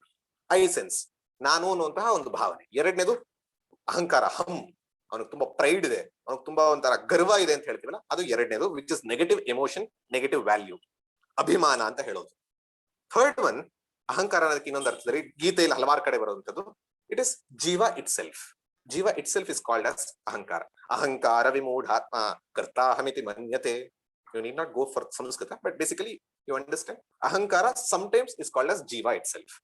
So three definitions of ahankara. One is jiva, the other is the sense of I, doer, enjoyer, all those things. The third is pride, abhimana. So this is, so 19 components. So sukshma shariram we all came to know. Raw material gottaytu, and the ego, yeah, in English ego, again that has a different meaning. Ego, when it comes to value, it is wrong, but here doer, doership, experiencership, enjoyership is called fourth aspect, sense of I. So now 19 ನೋಡಿದ್ವಿ. ಪಂಚ ಜ್ಞಾನೇಂದ್ರಿಯಗಳು, ಪಂಚ ಕರ್ಮೇಂದ್ರಿಯಗಳು, ಪಂಚ ಪ್ರಾಣಗಳು, ಅಂತಃಕರಣದ 4 ಭಾಗಗಳು, ಮನಸ್ಸು, buddhi, chitta, ahankara. So these are the four. So now, what is the function of this sukshma shariram? As I told, it is to experience the world outside. ಹೊರಗಿನ ಪ್ರಪಂಚದ ಜೊತೆಗೆ ನಮ್ಮ ಟ್ರಾನ್ಸಾಕ್ಷನ್, ನಮ್ಮ ಒಂದು ಇಂಟರಾಕ್ಷನ್ ನಡೀಬೇಕು ಅಂತಂದ್ರೆ using this sukshma shariram. I'll just give you an example. This is in front of me. How it goes. First, sense objects, I mean, this is an object. Sense objects see this object and sends message to mind. ಜ್ಞಾನೇಂದ್ರಿಯ ಕಣ್ಣು ಅದನ್ನ ನೋಡಿ ಕಳಿಸ್ತು ಮನಸ್ಸಿಗೆ. It sends signals to mind. Mind then takes it and sends to 2 places. One chittam, the other buddhi. Buddhi to determine, is it which color, is it black or blue? If I have a doubt, mind sends it to buddhi, and whatever I have got, it sends to chittam. ಆಮೇಲೆ ಬುದ್ಧಿ ಏನ್ ಮಾಡುತ್ತೆ, it parses, previous experience ತಗೊಳುತ್ತೆ. Block ಅಂದ್ರೆ ಯಾವ colour, blue ಅಂದ್ರೆ ಯಾವ colour. Finally it comes to a decision, yes, this is blue. Sends it to mind. Mind sends it to again chittam. Yeah, whenever you see next time, this is blue. Finally, mind sends to again organs of indriya, jnanendriya and karmendriya. This is blue pen, you like it and you are seeing it. Ahankara says, I am seeing it, so let me grab it, let me have it. So ee reeti functionality, any function is through this sukshma sharira. Function ಅಂದ್ರೆ ಯಾವುದೇ ಒಂದು ಕ್ರಿಯೆ ಅಂದ್ರೆ ಹೊರಗಿನ ಪ್ರಪಂಚದ ಜೊತೆಗೆ ನಮ್ಮ ಒಂದು ಅನುಭವ, ಒಂದು ಇಂಟರಾಕ್ಷನ್ ಯಾವುದರಿಂದ ಆಗುತ್ತೆ, ಸೂಕ್ಷ್ಮ ಶರೀರದಿಂದ. Everyone knows it. ಹೇಗಾಗತ್ತೆ ಅನ್ನೋದನ್ನ ನೋಡ್ಕೊಳ್ಳಿ. Last, what nature of this ಸೂಕ್ಷ್ಮ ಶರೀರಂ, what is the nature of this ಸೂಕ್ಷ್ಮ ಶರೀರಂ ಅಂತ ಅಂದಾಗ ಅಗೇನ್ 3. ಸೂಕ್ಷ್ಮ ಶರೀರಂ is visible or evident to you and you alone, not others. ಸೂಕ್ಷ್ಮ ಶರೀರ ನಿಮಗೆ ಮಾತ್ರ ಕಾಣುತ್ತೆ ಅಥವಾ ನಿಮಗೆ ಮಾತ್ರ ಅನುಭವ ಬರುತ್ತೆ, ಬೇರೆಯವ್ರಿಗಲ್ಲ. ಅದಕ್ಕೆ ನಾವಂತೀವಿ they don't understand my emotions, he doesn't understand me at all. ಯಾಕೆ? ಅವ್ರು ಕಾಣಿಸ್ತಾ ಇಲ್ಲ ನಿಮ್ಮ ಮೈಂಡ್, ಅವ್ರು ಕಾಣಿಸ್ತಾ ಇಲ್ಲ ನಿಮ್ದ ಒಂದು ನಿಮ್ಗೆ ಏನ್ ಭಾವನೆಗಳು ಬರ್ತಾ ಇದೆ, ಏನ್ decision, no one can see. Probably science can show you the waves, ಹಲವಾರು ಇನ್ಸ್ಟ್ರೂಮೆಂಟ್ ಇಟ್ಟು they can infer, but they can not differently tell what kind of emotion, what kind ಅಂತ ಹೇಳೋದು, ವಾಟ್ ಇಮೋಷನ್ಸ್ ಅಂತ ಹೇಳಕ್ಕಾಗಲ್ಲ. They can say yes, now we can see happy hormones coming up, but they can't say why happy, what kind of happy, they can't say. So ಆ ದೃಷ್ಟಿಯಿಂದ emotions, feelings ಈ ತರದನ್ನ ಬೇರೆಯವ್ರು ನೋಡೋದಕ್ಕಾಗಲ್ಲ, ನಿಮಗೆ ಮಾತ್ರ ಗೊತ್ತಾಗುತ್ತೆ. ಸೊ ಆ ದೃಷ್ಟಿಯಿಂದ nature visible to you but not others. Physical body, you also, others also. ಇದು for you only. Second, subject to change. This also is subject to change. ಕಣ್ಣು ಅಂತ ತಗೊಂಡಾಗ bright, dull, memory, memory loss, memory gained, intellect, I understood, not understood, feelings, happy, sad. So changes. ನಾವು ಯಾವ್ದನ್ನ ತಗೊಂಡ್ರು ಕೂಡ active, lazy ಪ್ರಾಣಗಳನ್ನ ತಗೊಂಡಾಗ. So ಯಾವುದೇ ದೃಷ್ಟಿ, ಕೈಗಳು ಮುರಿದು ಹೋಯ್ತು ಬೇಕಾರೆ ಇರುತ್ತೆ. So this is modification to change. So modification to change. And the last is relatively a longer life than the physical body. Physical body 100-150 ವರ್ಷ ಇರುತ್ತೆ, 100 to 150 years max, whatever our lifespan is, it stays. But what about this subtle body? This travels even after our death. This is the storehouse of our samskaras, papa punyas, which take us to the next birth. Even in the next birth, the same subtle body is taken. ಈ ಸೂಕ್ಷ್ಮ ಶರೀರವೇ next ಒಂದು ಜನ್ಮವನ್ನ ತಾಳುವಂತದ್ದು. ಯಾವಾಗ ಹೋಗುತ್ತೆ? ಪ್ರಳಯ ಕಾಲದಲ್ಲಿ this gets destroyed. This ಸೂಕ್ಷ್ಮ ಶರೀರ gets destroyed only at the time of pralaya. ಪ್ರಳಯ ಮೀನ್ಸ್ ದ ಕಾಸ್ಮಿಕ್ ಡಿಸಲ್ಯೂಷನ್. ಯಾವಾಗ ಇಡೀ ಕಾಣ್ತಾ ಇರುವಂತಹ ಕ್ರಿಯೇಷನ್ ಒಳಕ್ಕೆ ಎಳ್ಕೊಳ್ಳುತ್ತೋ ಅವಾಗ ಇದು ನಾಶ ಆಗುತ್ತೆ. ಸೊ ದಿಸ್ ಇಸ್ ದ ಸೂಕ್ಷ್ಮ ಶರೀರಂ. Hope you all have understood. Last, ಕಾರಣ ಶರೀರಂ, causal body. What is this causal body? Actually very difficult to comprehend, but this has a scientific rationale. ಇದಕ್ಕೆ ಒಂದು ವೈಜ್ಞಾನಿಕವಾಗಿ ಯೋಚನೆ ಮಾಡಿದಾಗ ನಮಗೆ ಸಿಗುವಂತಹ ವಿಚಾರ. ಕಣ್ಣು ಕಾಣಲ್ಲ, ಕಿವಿ ಕೇಳಲ್ಲ, ಮನಸ್ಸಿಗೆ ಸಿಗಲ್ಲ, but we can infer it. How? ನಾವೇ ನೋಡೋಣ. First will understand what matter it is made up of. ಅಂದ್ರೆ ಕಾಸಲ್ ಮ್ಯಾಟರ್ ಅಂದ್ರೆ ಕಾರಣದಿಂದನೇ, ಕಾರಣ ಭೂತಗಳಿಂದ. ಅಂದ್ರೆ ಈ ಸ್ಥೂಲ ಭೂತಗಳು ಯಾವ್ದ್ರಿಂದ ಬಂತು? ಸೂಕ್ಷ್ಮ ಭೂತಗಳಿಂದ. ಈ ಸ್ಥೂಲ ಮತ್ತು ಸೂಕ್ಷ್ಮ ಎಲ್ಲಿಂದ ಬಂತು? Every effect should have a cause. These two are an effect. So when we are seeing an effect, when we are seeing a product, there should be a cause. This is science. So ಈ ಎರಡೂ ಕೂಡ ಒಂದು castle state ಅಲ್ಲಿ, ಅಂದ್ರೆ ಒಂದು ಕಾರಣಾವಸ್ಥೆಯಲ್ಲಿದ್ದಂತಾದ್ರಿಂದ ಆ ಕಾರಣಾವಸ್ಥೆಯ ಶರೀರ ಅಂತ ಹೇಳ್ತೀವಿ. So it made up of also that. You cannot see it. I'll explain. Then components, both ಸ್ಥೂಲ ಶರೀರ and ಸೂಕ್ಷ್ಮ ಶರೀರ in causal form. ಹಲವಾರು ಜನಕ್ಕೆ ಅನಿಸ್ತದೆ ಈ ಕಾರಣ ಯಾಕೋ ಅರ್ಥ ಆಗ್ತಾ ಇಲ್ಲ. Going sixer. I'll give you an example. Take an example of a seed. Take an example of a seed. ಒಂದು ಬೀಜವನ್ನ ತಗೊಳ್ಳಿ. Do you see the branches? Do you see the trunk? Do you see the stem? Do you see the fruits, leaves or vegetables, whatever it could be there? ನೀವು ಯಾವ್ದನ್ನಾರು ಅದರಲ್ಲಿ ಇರುವಂತ ರೆಂಬೆ, ಕೊಂಬೆ, ಇದು ಎಲೆ, ಹಣ್ಣು, ಹೂವು ಏನಾದ್ರು ಕಾಣುತ್ತಾ? ಆದ್ರೆ ಅದು ಎಲ್ಲವೂ ಕಾರಣಾವಸ್ಥೆಯಲ್ಲಿತ್ತು. All those things were there in potential form. All those things were there in potential form. Once you grow it, it manifests. It manifests. So it was there, but not seen. And ಇಷ್ಟೆಲ್ಲ ದೊಡ್ಡದಕ್ಕೆ ಬರೋದಕ್ಕೆ ಕಾರಣ ಯಾವುದು? Because of the seed. So everything was there. Is this not the same thing what Einstein told? What is it? Law of conservation of energy or matter. ಅಂದ್ರೆ E equals mc square ಅಂತ ಹೇಳುವಾಗ nothing can be created, nothing can be destroyed. ಯಾವುದನ್ನು ಸೃಷ್ಟಿ ಮಾಡಕ್ಕಾಗಲ್ಲ, ಯಾವುದನ್ನು ನಾಶ ಮಾಡಕ್ಕಾಗಲ್ಲ. Only we can transform from one state to other. ಈಗ ನಮಗೆ ಒಂದು ಸೂಕ್ಷ್ಮ ರೀತಿಯಲ್ಲಿ, ಸ್ಥೂಲ ರೀತಿಯಲ್ಲಿ ಫಸ್ಟ್ ಕಾಣ್ತಾ ಇದೆ. ಈ ಸ್ಥೂಲ ರೀತಿಯಲ್ಲಿ ಬರಬೇಕು ಅಂದ್ರೆ ಅದು ಮುಂಚೆ ಸೂಕ್ಷ್ಮವಾಗಿರ್ಬೇಕು. ಈ ಎರಡೂ ಸೂಕ್ಷ್ಮ ಅಂಡ್ ಸ್ಥೂಲ ಶರೀರ ಬರಬೇಕು ಅಂದ್ರೆ ಅದು ಮುಂಚೆ ಯಾವುದೋ ಒಂದು ಸ್ಟೇಟ್ ಅಲ್ಲಿ ಇರಬೇಕು. This is called inference. ಅಂದ್ರೆ ನಾವು ಪರೋಕ್ಷವಾಗಿ ಒಂದು ಅನುಮಾನವಾಗಿ ಹೇಳ್ತಾ ಇದ್ದೀವಿ, ಇರಲೇಬೇಕು, ಮಳೆ ಬಂದಿದೆ ಅಂದ್ರೆ ಮೋಡ ಇರಬೇಕು. ಆ ರೀತಿಯಲ್ಲಿ ಸೀಡ್ ಫಾರ್ಮ್ ಅಲ್ಲಿ ಈ ಎರಡು ಇರುವಂತಹ ಅವಸ್ಥೆಯನ್ನ, more details 4th class again, ಇರುವಂತಹದನ್ನ ಕಾರಣಾವಸ್ಥೆ ಅಂತ ಕರಿತೀವಿ. ಕಾಂಪೊನೆಂಟ್ಸ್ ಬೋತ್ ಸ್ಥೂಲ ಶರೀರಂ ಅಂಡ್ ಸೂಕ್ಷ್ಮ ಶರೀರಂ in seed form, in potential form ಅಂದ್ರೆ ಇನ್ನು ಬೆಳೆದಿಲ್ಲದಲ್ಲಿರುವಂತಹ ಇಂಡಿವಿಸಿಬಲ್ ಫಾರ್ಮ್ ಅಲ್ಲಿ ಇದೆ. ನೆಕ್ಸ್ಟ್, ಇಂಡಿವಿಸಿಬಲ್ ಅಂದ್ರೆ ಕಾಣೋ ತರ ಇಲ್ಲ. ಹೇಗೆ ಆ ಸೀಡ್ ಅಲ್ಲಿ you cannot differentiate where is stem, where is root, where is the branch, you cannot see. ಹಾಗೆ ಅನ್ಡಿವೈಡೆಡ್ ಫಾರ್ಮ್ ಅಲ್ಲಿ ಇದೆ ನಮ್ಮಲ್ಲಿ ಕೂಡ. So what is the function? It is the source of origination and it is the place of resolution. ಅಂದ್ರೆ ಇಲ್ಲಿಂದ ಹುಟ್ಟತ್ತೆ, ಇಲ್ಲಿಗೆ ಹೋಗಿ ಲೀನವಾಗತ್ತೆ. Source and a dissolution or a resolution point ತಿಳ್ಕೊಳ್ಳೋಣ later. Last, what is the nature? Why it is difficult to understand the nature? It is not known to you and it is not known to others. ನಿಮಗೂ ಕಾಣಿಸಲ್ಲ, ನಿಮಗೂ ಅನುಭವಕ್ಕೆ ಬರಲ್ಲ, ಬೇರೆಯವ್ರಿಗೂ ಅನುಭವಕ್ಕೆ ಬರಲ್ಲ. You can only infer. Longest lifespan, ಪ್ರಳಯ ಆದಾಗ ಕೂಡ ಇದು ಉಳಿಯುತ್ತೆ. Even after the pralayam, this ಕಾರಣ ಶರೀರಂ stays, and that is the reason next creation ಮಾಡೋದಕ್ಕೆ ಇದೇ ಕಾರಣ. ಪ್ರಳಯ ಆದ್ಮೇಲೆ ಹಾಗಾದ್ರೆ ಸೂಕ್ಷ್ಮ ಶರೀರ ಹೋಯ್ತು ಅಂದ ತಕ್ಷಣ ನನ್ನ ಜೀವನ ಉಳಿತು, ನನ್ ಮೋಕ್ಷನೇ ಬೇಕಿಲ್ಲ, ಯಾಕಂದ್ರೆ ಪ್ರಳಯ ಆದ್ಮೇಲೆ ಹೋಗ್ತೀನಿ ಏನೂ ಆಗಿಲ್ಲ. ಕಾರಣಾವಸ್ಥೆಯಲ್ಲಿ ಇರುತ್ತೆ. ಇಟ್ ಇಸ್ ಅನ್ಡಿವೈಡೆಡ್ ಫಾರ್ಮ್ ಅಲ್ಲಿ.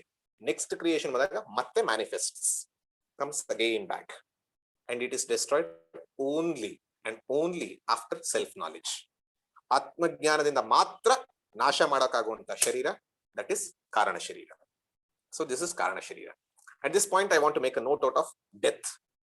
ಸಾವು. ಸಾವು ಅಂದ್ರೆ ಏನು? ಸಾವು ಅಂದ್ರೆ if we have understood these three sharirams well, we can understand. Otherwise difficult to understand. ಈ ಮೂರು ಶರೀರ ತ್ರಯಗಳನ್ನ ಅರ್ಥ ಮಾಡ್ಕೊಂಡ್ರೆ ಸಾವು ಅಂದ್ರೆ ಏನು ಅನ್ನೋದನ್ನ ಅರ್ಥ ಮಾಡ್ಕೋಬಹುದು. What is death? Most of us feel death means that's the end. That's the end. Yes and no. It's the end of physical body. ಸ್ಥೂಲ ಶರೀರದ ಕೊನೆ, ಅದು ಒಪ್ಕೊಳ್ತೀವಿ. ಸ್ಥೂಲ ಶರೀರದ ಕೊನೆ. That's why it is said death is nothing but disassociation of ಸೂಕ್ಷ್ಮ ಶರೀರಂ from ಸ್ಥೂಲ ಶರೀರಂ. ಅಂದ್ರೆ ಈ ಸ್ಥೂಲ ಶರೀರದಿಂದ ಸೂಕ್ಷ್ಮ ಶರೀರ ಬಿಟ್ಟು ಹೋಗೋದನ್ನ ಡೆತ್ ಅಂತ ಕರೀತಾರೆ, ಸಾವು ಅಂತ. ಅಂಡ್ ಇಂಟಿಗ್ರೇಷನ್ ಆಫ್ ಸೂಕ್ಷ್ಮ ಶರೀರ ವಿತ್ ಒನ್ ಮೋರ್ ಜೀವ, ಒನ್ ಮೋರ್ ಸ್ಥೂಲ ಇಸ್ ಕಾಲ್ಡ್ ಬರ್ತ್. ಹುಟ್ಟು ಅಂದ್ರೇನು? ಅದೇ ಸೂಕ್ಷ್ಮ ಶರೀರ ಇನ್ನೊಂದು ದೇಹವನ್ನ, ಸ್ಥೂಲ ದೇಹವನ್ನ ಅಂಡಾಣುವಾಗಿ ಒಂದು ತಾಯಿಯ ಊಂಬಲ್ಲಿ, ಗರ್ಭದಲ್ಲಿ ಇರುತ್ತಲ್ಲ, ದಟ್ ಇಸ್ ಬರ್ತ್. ಅಲ್ಲಿಂದ ಹುಟ್ತಾ ಹುಟ್ತಾ ಹುಟ್ತಾ ಬರುತ್ತಲ್ಲ, that is birth. So death and birth, it is disassociation and integration from and of ಸೂಕ್ಷ್ಮ ಅಂಡ್ ಸ್ಥೂಲ.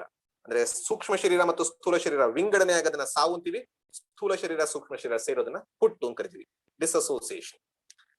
ಸೂಕ್ಷ್ಮ ಶರೀರಂ ಇಸ್ ದ ಆತ್ಮ. No, we will discuss that.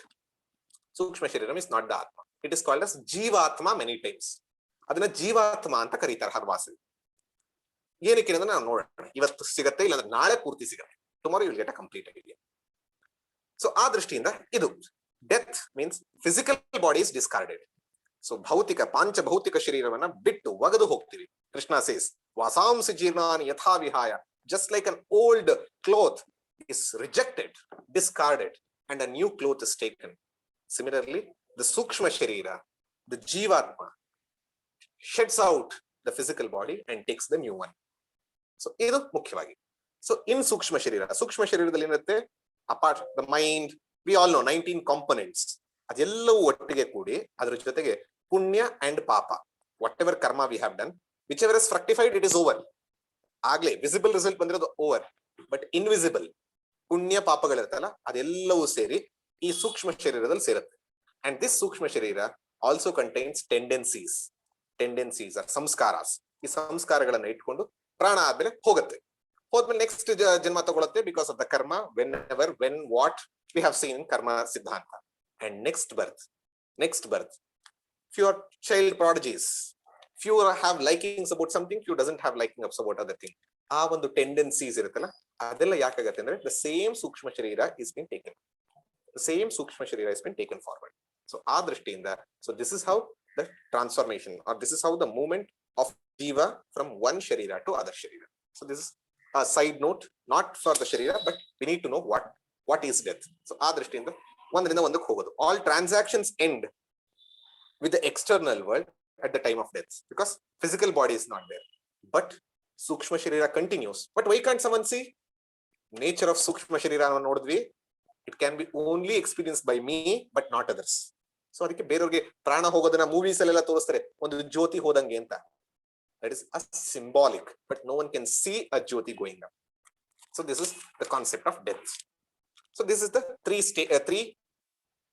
sharirams: sthula sharira, sukshma sharira, karana sharira. And for each we have understood 4 components or 4 factors. ನಾಲ್ಕು ಅಂಶಗಳನ್ನ ನೋಡಿದೀವಿ. Material, ಯಾವ material ಇಂದ ಆಗಿದೆ. ಕಾಂಪೊನೆಂಟ್ಸ್, ಅದರ ಅಂಗಗಳು ಯಾವುದು.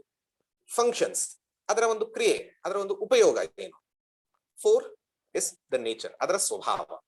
So we have understood the 3 bodies, and I reside in the 3 bodies. I reside in the 3 bodies. I am having these three bodies. So this is the first part. Second is avasthatrayam. Avasthatrayam, meaning three states of experience. This is one more second topic of today. Three states of experience. ಜೀವ ಅನುಭವವನ್ನು ಪಡೆಯೋದು ಮೂರು ಅವಸ್ಥೆಗಳಲ್ಲಿ ಪಡಿತಾನೆ. Any individual experiences the world in three states.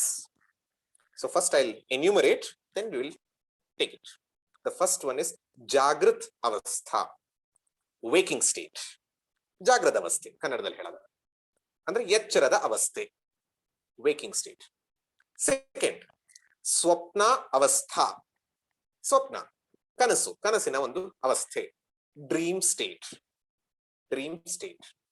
Third one, ಸುಷುಪ್ತಿ ಅವಸ್ಥಾ, meaning deep sleep or dreamless sleep, ಅಂದ್ರೆ ಕನಸಿಲ್ಲದ ನಿದ್ದೆ, ತನಿ ನಿದ್ದೆ, ಗಾಢ ನಿದ್ದೆ, ಮೂರಲ್ಲಿ ಯಾವ್ದನ್ನ ಇಟ್ಕೋಬಹುದು. ಸೊ ಮೂರು ಅವಸ್ಥೆಗಳು: ಜಾಗೃತ್, ಸ್ವಪ್ನ, ಸುಷುಪ್ತಿ. Waking, dreaming, deep sleep. ಎಚ್ಚರ, ಕನಸು, ತನಿ ನಿದ್ದೆ, ಗಾಢ ನಿದ್ದೆ. ಸೊ ಈ ಮೂರು ಅವಸ್ಥೆಗಳು. ಈ ಮೂರು ಅವಸ್ಥೆಯನ್ನು ಕೂಡ ನಾವು ಹೆಂಗೆ ಅಂದ್ರೆ, ಜೀವ jumps from one avastha to other avastha, one state to other, just like a frog. Frog ಒಂದು ಅಂದ್ರೆ ಒಂದು ಕಪ್ಪೆ ಹೇಗೆ ಒಂದು ಕಡೆಯಿಂದ ಇನ್ನೊಂದು ಕಡೆಗೆ ಹಾರತ್ತೋ, ಇನ್ನೊಂದು ಕಡೆಗೆ ಹಾರಿದಾಗ ಇನ್ನೊಂದ್ರ ಕಡೆಗೆ ಅದ್ರ ಕಾಲೇ ಇರೋದಿಲ್ಲ, ಯಾಕಂದ್ರೆ it jumps with both the legs. So ಆ ದೃಷ್ಟಿಯಿಂದ ಒಂದ್ ಅವಸ್ಥಾ ಇನ್ನೊಂದು ಅವಸ್ಥಾಗೆ ಹಾರುವಂತಹ ಒಂದು ಅನಾಲಜಿ ಇಟ್ಕೋಬಹುದು. ಇಟ್ ಗೋಸ್ ಫ್ರಮ್ ಒನ್ ಅವಸ್ಥಾ ಟು ಅದರ್ ಅವಸ್ಥಾ, one state of experience to other state of experience. And how to analyse this experience states? Again let's take three factors. ಮೂರು ಅಂಶಗಳನ್ನ ಇಟ್ಕೊಂಡು ಇದನ್ನ ಅನಲೈಸ್ ಮಾಡೋಣ. ಫಸ್ಟ್ ಫ್ಯಾಕ್ಟರ್, ಮೊದಲನೇ ಅಂಶ, what is the condition of mind in that ಅವಸ್ಥಾ? ನಮ್ಮ ಮನಸ್ಸಿನ ಸ್ಥಿತಿ, ಮನಸ್ಥಿತಿ ಆ ಅವಸ್ಥೆಯಲ್ಲಿ ಹೇಗಿರುತ್ತೆ ಅನ್ನೋದು ಮೊದಲನೇದು, condition of the mind. Second, nature of experience, ಅಂದ್ರೆ ಅನುಭವದ ಸ್ವಭಾವ, ಅನುಭವದ ಸ್ವಭಾವ ಹೇಗಿರುತ್ತೆ, what is the nature of experience in that state. Third, dominant medium in that state, ಅಂದ್ರೆ ಯಾವ ಪ್ರಧಾನ, ಅಂದ್ರೆ ಯಾವ ಒಂದು ಅಂಶ ನಮ್ಮ ಶರೀರ ತ್ರಯಗಳಲ್ಲಿ ಯಾವ ಒಂದು ಶರೀರ ಪ್ರಧಾನವಾಗಿರುತ್ತೆ, ಯಾವ ಶರೀರ ಪ್ರಧಾನವಾಗಿರುತ್ತೆ ಅನ್ನೋಂಥದ್ದನ್ನ ಮುಖ್ಯವಾಗಿ ತಗೊಳ್ತೀವಿ. It deals with experience, experiencer and experienced. Very true. So ಆ ದೃಷ್ಟಿಯಲ್ಲಿ ಮೂರು: condition of the mind, nature of the experience, dominant medium. ಮನಸ್ಥಿತಿ, ಸ್ವಭಾವ, ಅನುಭವದ ಸ್ವಭಾವ ಅಥವಾ ಅನುಭವದ ಪ್ರಕಾರ, ಮತ್ತು ಡಾಮಿನೆಂಟ್ ಮೀಡಿಯಂ ಅಂದ್ರೆ ಆ ಸಾಧನ, ಯಾವ ಒಂದು ಸಾಧನ ಹೆಚ್ಚು ಪ್ರಧಾನವಾಗಿರುತ್ತೆ ಅನ್ನೋಂಥದ್ದು. ಸೊ ಮೂರು ತಗೊಳ್ತಾ ಹೋಗೋಣ. ಜಾಗೃತ್ ಅವಸ್ಥಾ, ಜಾಗೃತ ಅವಸ್ಥಾ, ಇಂಗ್ಲಿಷ್ waking state, ಎಚ್ಚರದ ಅವಸ್ಥೆ. Hopefully we are all in ಎಚ್ಚರದ ಅವಸ್ಥೆ. Hopefully we are all in waking state now. No one is in dream state or deep sleep having a wonderful lunch and afternoon bislu. Hope no one is sleeping. So whatever we are having the current ಅವಸ್ಥಾ, ಇವಾಗ ನಾವು ಯಾವುದು ಅನುಭವಿಸ್ತಾ ಇದೀವೋ ಇದು ಜಾಗೃತ ಅವಸ್ಥಾ, ಎಚ್ಚರದ ಅವಸ್ಥೆ, waking state. And whenever we identify myself with this body meaning this gross physical and sometimes even mental, ನನ್ನ ವ್ಯಕ್ತಿತ್ವವನ್ನು ಹೇಳುವಾಗ, so when I identify myself with gross and subtle body, ನನ್ನ ಸ್ಥೂಲ ಸೂಕ್ಷ್ಮ ಶರೀರದ ಒಂದು ಅಭಿಮಾನವನ್ನ ಇಟ್ಕೊಂಡು ವರ್ಲ್ಡ್ ಜೊತೆ ಟ್ರಾನ್ಸಾಕ್ಟ್ ಮಾಡ್ತೀನಲ್ಲ, ಜಗತ್ತಿನ ಜೊತೆ ಒಂದು ನಾನು ಎಕ್ಸ್ಪೀರಿಯನ್ಸ್ ಮಾಡ್ತೀನಲ್ಲ, ಇದನ್ನ ಜಾಗೃತ ಅವಸ್ಥೆ ಅಂತ ಕರೀತೀನಿ. And I have a name for this, though everyone has different names. ಶಾಸ್ತ್ರಾಸ್ give everyone have 3 names as per the states. ಜಾಗೃತ ಅವಸ್ಥೆಯಲ್ಲಿ ನನ್ನನ್ನ ವಿಶ್ವ ಅಂತ ಕರೀತಾರೆ. ನನ್ನನ್ನ ಅಂದ್ರೆ ನನ್ನನ್ನ ಅಲ್ಲ, ಎಲ್ಲರನ್ನು. ಯಾಕೆ? ಐ ಎಕ್ಸ್ಪೀರಿಯನ್ಸ್ ದ ವಿಶ್ವ, ಐ ಎಕ್ಸ್ಪೀರಿಯನ್ಸ್ ದ ವಿಶ್ವ, world. That's why my name is Vishwa. First, this is basic. So now we see the 3 aspects or 3 factors. Condition of the mind. First, ಮನಸ್ಥಿತಿ ಹೇಗಿರುತ್ತೆ ಜಾಗೃತ ಅವಸ್ಥೆಯಲ್ಲಿ? ನಿಮಗೆ ಗೊತ್ತಿರುತ್ತೆ ಜಾಗೃತ ಅವಸ್ಥೆಯಲ್ಲಿ ಮನಸ್ಥಿತಿ ಹೇಗಿರುತ್ತೆ. It is extrovert. It is generally extrovert. All the faculties of ಸ್ಥೂಲ ಶರೀರ and ಸೂಕ್ಷ್ಮ ಶರೀರ are active. ಬಟ್ ನಾವಿಲ್ಲಿ ಕಂಡೀಷನ್ ಆಫ್ ಮೈಂಡ್ ತಗೊಂಡ್ರಿಂದ ಸೂಕ್ಷ್ಮ ಶರೀರ ಮಾತ್ರ ತಗೊಳ್ಳಿ. ಆಲ್ ದ ಫ್ಯಾಕಲ್ಟೀಸ್ ಆಫ್ ಸೂಕ್ಷ್ಮ ಶರೀರ are active and consequent experience are registered. ಅಂದ್ರೆ ನಾವು ಯಾವ್ದೋ ಒಂದು ಮಾಡಿದ್ರೆ ಆ ಕೆಲಸ ಮಾಡೋದ್ರ ಜೊತೆಗೆ ಆ ಕೆಲಸದಿಂದ ಆದಂತಹ ಅನುಭವ ರೆಕಾರ್ಡ್ ಆಗತ್ತೆ, ರಿಜಿಸ್ಟರ್ ಆಗತ್ತೆ ಚಿತ್ತದಲ್ಲಿ. It goes and registers. ಒಂದು ಇಂಪ್ರೆಷನ್ ಕ್ರಿಯೇಟ್ ಆಗತ್ತೆ. It creates an impression. So 3 things. Hope you all understood. Condition of mind ಗೆ extrovert, all the faculties are active, consequent experiences are registered. ಅಂದ್ರೆ ನಾವು ಹೊರಮುಖವಾಗಿರ್ತೀವಿ, ಸೂಕ್ಷ್ಮ ಶರೀರ ಎಲ್ಲವೂ ಕೂಡ ಆಕ್ಟಿವ್ ಆಗಿರುತ್ತೆ. ಮೂರನೇದ್ದು, ಅಲ್ಲಿ ಬರುವಂತಹ ಅನುಭವಗಳೆಲ್ಲವೂ ಕೂಡ ರಿಜಿಸ್ಟರ್, ಸ್ಟೋರ್ ಆಗತ್ತೆ, ಸೇವ್ ಆಗತ್ತೆ. Next, it also has introvert, but I am telling majority because we are experiencing the external world outside. In meditation you are experiencing internal, again you are thinking about the external, but those questions can be asked later. Second, what is the nature of experience? ಈ ಒಂದು ಜಾಗೃತ ಅವಸ್ಥೆಯಲ್ಲಿ ನಮ್ಮ experience, ನಮ್ಮ ಅನುಭವ ಹೇಗಿರುತ್ತೆ, ಅದರ ಸ್ವಭಾವ ಹೇಗಿರುತ್ತೆ? 4 things. First, we experience a world external to the body mind. ನಮ್ಮ ದೇಹೇಂದ್ರಿಯ ಮನೋಬುದ್ಧಿಗಿಂತ ಹೊರಗೆ ಒಂದು ಜಗತ್ತನ್ನ ನಾವು ಅನುಭವಿಸ್ತೀವಿ. We experience the world which is outside the body mind complex. ಎಲ್ಲರಿಗೂ ಗೊತ್ತು, ನಾನೀಗ ಇದನ್ನ ನೋಡ್ತಾ ಇದ್ದೀನಿ ಅಂದ್ರೆ this is outside my body mind complex. ನನಗೆ ಏನೋ ಒಂದು ಕೇಳಿಸ್ತಾ ಇದೆ ಅಂದ್ರೆ it is outside my body mind complex. So ಆ ದೃಷ್ಟಿಯಲ್ಲಿ I experience the world outside my body mind complex. First. Second, it's a tangible world to me and others. ಇದು ನನಗ್ ಮಾತ್ರ ಕಾಣಿಸ್ತಿಲ್ಲ, ನಿಮಗೂ ಕಾಣಿಸ್ತಾ ಇದೆ. ಯಾವ್ದೋ ಒಂದು ವಿಷಯ ಕೇಳ್ತಾ ಇರೋದು ನಿಮಗ್ ಮಾತ್ರ ಅಲ್ಲ, ಇಲ್ಲಿ ಒಬ್ರಿಗೆ ಮಾತ್ರ ಅಲ್ಲ, ಎಲ್ಲರಿಗೂ ಕೇಳಿಸ್ತಾ ಇದೆ. So it's an objective worldly experience. ಅಂದ್ರೆ ಒಂದು ವಸ್ತು ಇದೆ, ಅದು ಎಲ್ಲರೂ ಒಂದೇ ರೀತಿಯಲ್ಲಿ ನೋಡುವಂತಹ ಸಾಧ್ಯತೆ ಇದೆ. ಸೊ ಆ ದೃಷ್ಟಿಯಲ್ಲಿ tangible for me as well as others. Third, experience through sense organs. ನಾನು ಹೇಗೆ ಜಗತ್ತಿನ ಜೊತೆ ಒಂದು ಇಂಟರಾಕ್ಟ್ ಮಾಡ್ತೀನಿ ಅಂದ್ರೆ ನನ್ನ ಜ್ಞಾನೇಂದ್ರಿಯಗಳು, ಮನಸ್ಸಿನ ಮೂಲಕ ಮಾಡ್ತೀನಿ. ಅದರ ಮನಸ್ಸಿಗೆ ಯಾವ್ದು ಕೊಡುತ್ತೆ? ಜ್ಞಾನೇಂದ್ರಿಯಗಳು ವಿಷಯ ಕೊಡುತ್ತೆ, ಅದರ ಮೂಲಕ ಮಾಡ್ತೀನಿ. So I experience the world using the sense organs. Extroverted sense organs, they give me information, then I go, then I introspect, then I may have introvertedness, I calculate, decide, then I decide I want this. So again I come back to the extrovert. I want this. ನನಗೆ ಒಳಗೆ ಏನೋ ಒಂದು ಮಾಡ್ಕೊಂಡು ಅಂತರ್ಮುಖತೆ ಮಾಡ್ಕೊಂಡ್ರು ನಾನು ಹೊರ ಜಗತ್ತಿಗೆ ಬಂದು ಅದನ್ನ ಮ್ಯಾನಿಫೆಸ್ಟ್ ಮಾಡಿ ಏನೋ ಬೇಕು ಬೇಡಗಳನ್ನು ಮಾಡ್ತೀನಿ. So this is the third. And the last is two-way transaction. Two-way transaction ಅಂದ್ರೆ I do, I experience. Both. I do, I experience. Karta, bhokta. I am a doer, I am an experiencer. ಅಂದ್ರೆ ನಾನು ಒಂದು ಒಳ್ಳೆ ಕೆಲಸ ಮಾಡಿದ್ರೆ ಖುಷಿ ಅನುಭವಿಸ್ತೀನಿ, ಕೆಟ್ಟದನ್ನ ಮಾಡಿದ್ರೆ ಕೆಟ್ಟದನ್ನ ಅನುಭವಿಸ್ತೀನಿ. So ಆ ರೀತಿಯಲ್ಲಿ ಯಾವುದೇ ಆದ್ರೂ ಕೂಡ ಕರ್ತಾ ಭೋಕ್ತಾ ಎರಡೂ ಕೂಡ ಇರುತ್ತೆ. ಇದು nature. Last is medium of experience. What is the medium of experience ಅಂತಂದಾಗ, those sense organs are active, those sense organs are working out. ನಮಗನ್ಸೋದು ಸೆನ್ಸ್ ಆರ್ಗನ್ಸ್ ಅಂದ್ರೆ ಫಿಸಿಕಲ್ ಪಾರ್ಟ್ಸ್ ಅಲ್ವಾ ಅಂತ ಅನ್ಸುತ್ತೆ. ಕಣ್ಣು ಇಲ್ಲಿದೆ ಅಲ್ವಾ, ಮೂಗ್ ಇಲ್ಲಿದೆ ಅಲ್ವಾ, ನಾಲ್ಗೆ ಇಲ್ಲಿದೆ ಅಲ್ವಾ ಅಂತ. But even a blind person will have this. It's counter part is in the subtle body. ಅಂದ್ರೆ ಅದನ್ನ ಬೆಳಗೋದಕ್ಕೆ ಯಾವ್ದೊಂದು ಇರುತ್ತಲ್ಲ ಅದು ಒಳಗಿದೆ. ಸೊ ಇಟ್ ಇಸ್ ಸೂಕ್ಷ್ಮ ಶರೀರ ಪ್ರಧಾನ. The physical aspect, sense organs need a counterpart within. ಅಂದ್ರೆ ಹೊರಗೆ ಕಾಣುವಂತಹ ಕಣ್ಣು, ಕಿವಿ ಇದೆಲ್ಲವೂ ಕೂಡ ಎಲ್ಲರಿಗೂ ಇರುತ್ತೆ. ಆದ್ರೆ ಅದರೊಳಗೆ ವರ್ಕಿಂಗ್ ಕಂಡೀಷನ್ ಇರ್ಬೇಕಾದಂತಹ ಶಕ್ತಿ, ಅದಕ್ಕೆ ಬೇಕಾದಂತಹ ಚೈತನ್ಯ ಒಳಗಿಂದ ಬರುತ್ತೆ. ಸೊ ಆ ದೃಷ್ಟಿಯಿಂದ ಆ ಒಳಗಿಂದ ತಗೊಳ್ಳೋದ್ರಿಂದ ಇದು ಸೂಕ್ಷ್ಮ ಶರೀರ ಪ್ರಧಾನ. ಸೊ ದೋ ಸ್ಥೂಲ ಶರೀರ ಇಸ್ ಅವೈಲಬಲ್, ದೋ ಸೂಕ್ಷ್ಮ ಶರೀರ ಇಸ್ ಅವೈಲಬಲ್. ಸೂಕ್ಷ್ಮ ಶರೀರವನ್ನು ಉಪಯೋಗಿಸ್ಕೊಂಡು ಮಾಡಿದ್ರು ಯಾಕೆ ಮಾಡ್ತೀವಿ? ಸೂಕ್ಷ್ಮ ಶರೀರ, ಸ್ಥೂಲ ಶರೀರಕ್ಕಾಗಿ ಮಾಡ್ತೀವಿ. ಅಂದ್ರೆ I do all those things to benefit this body. ಇದಕ್ಕೆ ಖುಷಿ ಸಿಗ್ಬೇಕು. ಸೊ ಸ್ಥೂಲ ಶರೀರ ಪ್ರಧಾನ, ಬಟ್ ಸೂಕ್ಷ್ಮ ಶರೀರ ಕಾಂಟ್ರಿಬ್ಯೂಟ್ಸ್ ಮೆಜಾರಿಟಿ. ಸ್ಥೂಲ ಶರೀರ ಪ್ರಧಾನ, ಸೂಕ್ಷ್ಮ ಫಾರ್ ದ ಬೆನಿಫಿಟ್ ಆಫ್ ಸೂಕ್ಷ್ಮ ಶರೀರ. So this is the analysis of ಜಾಗೃತ ಅವಸ್ಥಾ. We came to know condition of the mind ಅಂತ ಅಂದಾಗ ಎಕ್ಸ್ಟ್ರೋವರ್ಟ್, ಸೂಕ್ಷ್ಮ ಶರೀರ active, experiences are registered. Nature of experience ಅಲ್ಲಿ external world available to me and others through sense organs, karta bhokta, and sthula sharira pradhana. Hope the first one is clear. Second avastha, jagrata avastha admele we do the whole day work. Dina purti kelsa ಮಾಡ್ತೀವಿ, we go and sleep.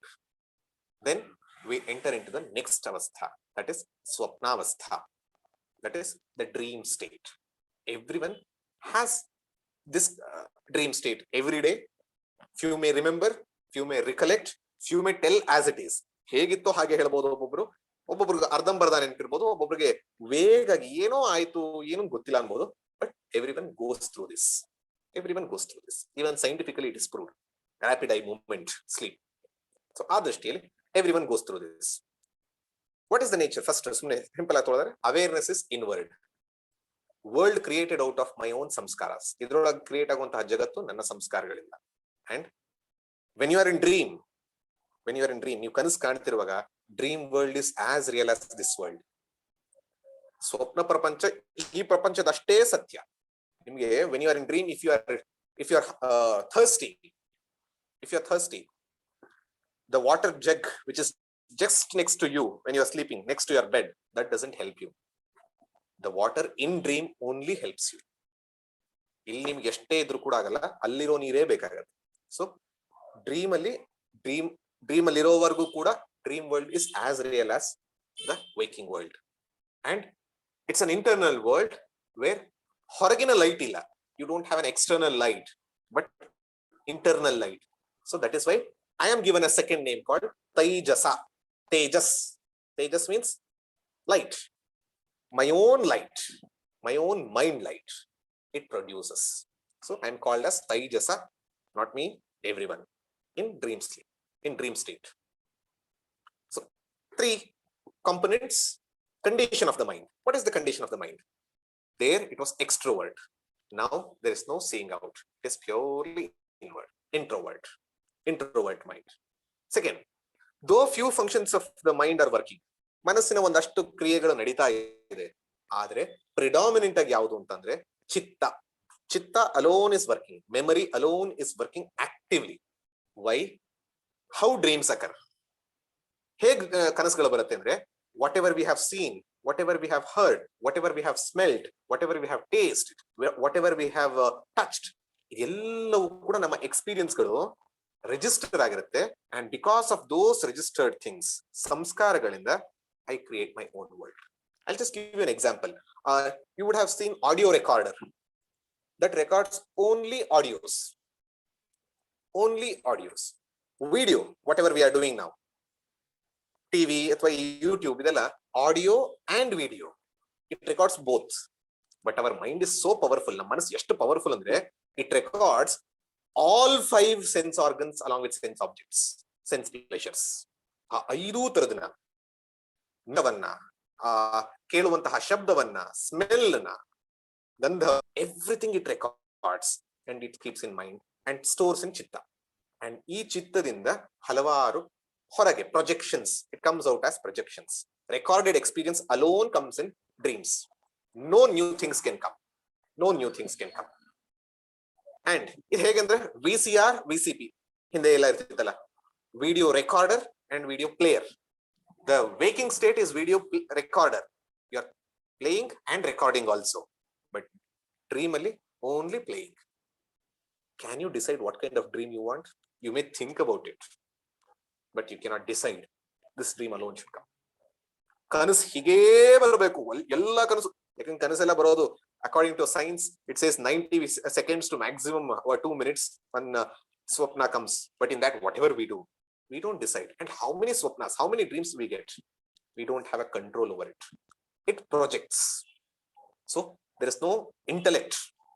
ಇಂಥದೇ ಬರಬೇಕು ಅನ್ನೋದಕ್ಕೆ. Memory is projecting. Feeling is happening. So this is the condition of the mind. What is the nature of experience? Experience ಹೇಗಿರುತ್ತೆ? It is very real till we are there. It's an experienced world, but internal world and personal to me. ಅಂತರ್ಮುಖವಾಗಿರುವಂತದ್ದು ಮತ್ತು personal, ವೈಯಕ್ತಿಕವಾಗಿರುವಂತದ್ದು. ನನ್ನ ಕನಸಿನಲ್ಲಿ ನೀವು ಬಂದ್ರೆ ನಾನು ಬಂದು ಕೇಳಕ್ಕಲ್ಲ, ನೀವು ಬಂದಿದ್ರಿ ನಿಮ್ಗೂ ಗೊತ್ತಾ ಅಂತ. You would say, ನನಗಂತೂ ಗೊತ್ತಿಲ್ಲ, because it is personal. I alone enjoy. Second, it's a subjective and intangible world. Subjective ಅಂದ್ರೆ no one can see, I alone can see. Even though I can share, ನಾನು ಹೇಳ್ಬೋದು ಇಂಥ ಕನಸು ಬಿದ್ದಿತ್ತು ಅಂತ, ನೀವು ನೋಡಕ್ಕಾಗಲ್ಲ. Even I can't see myself after waking up.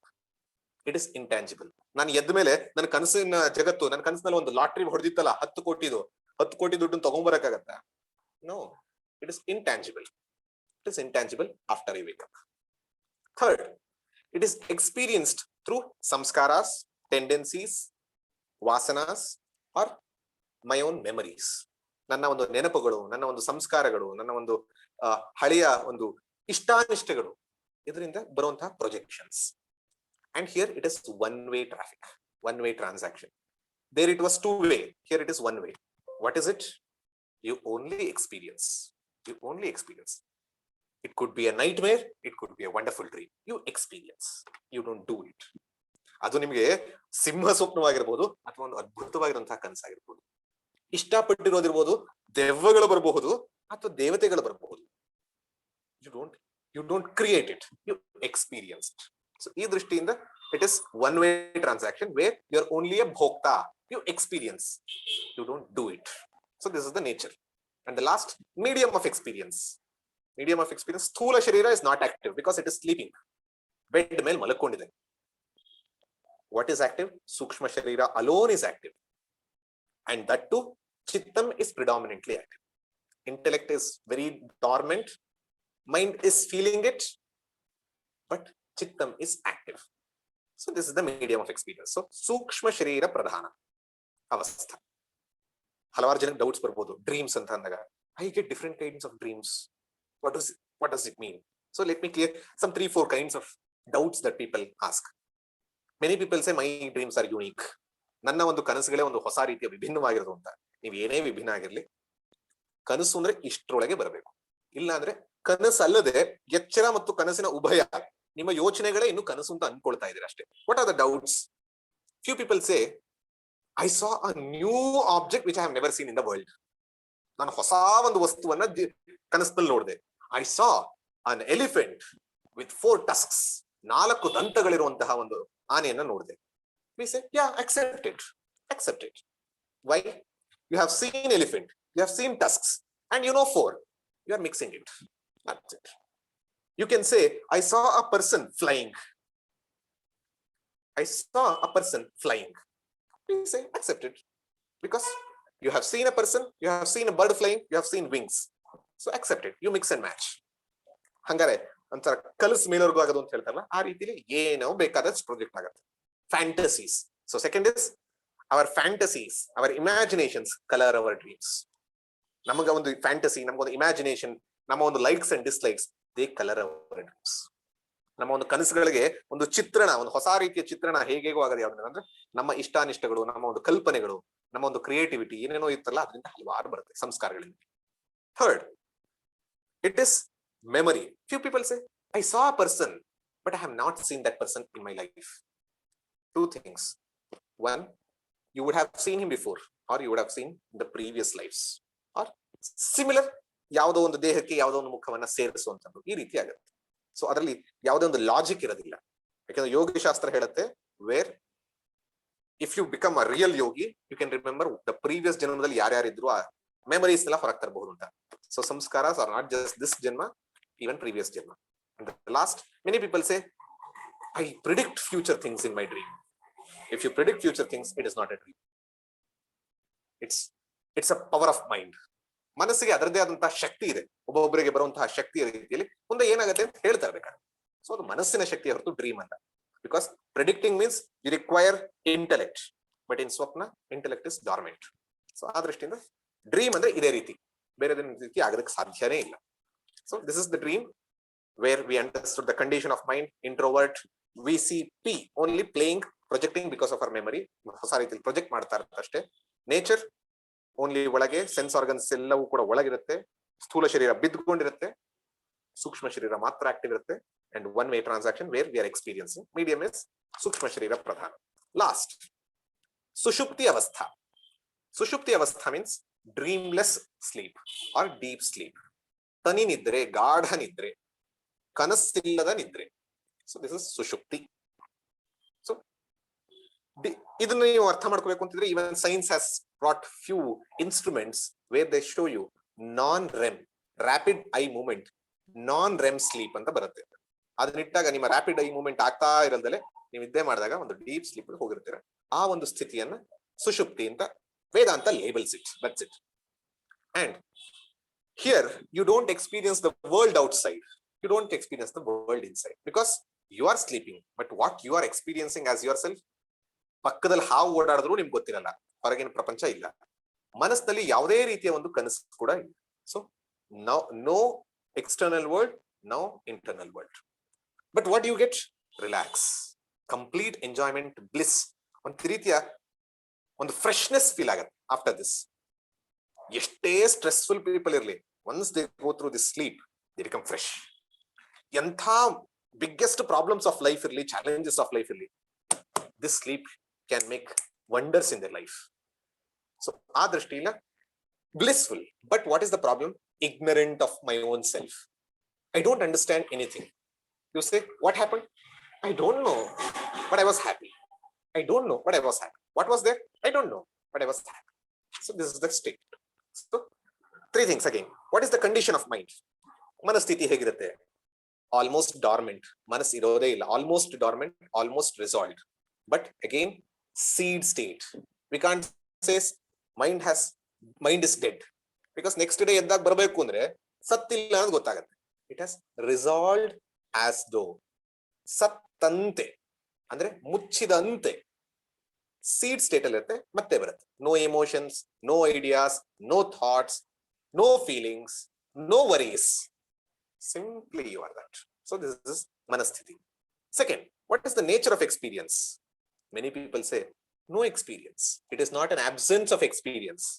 It is the experience of absence.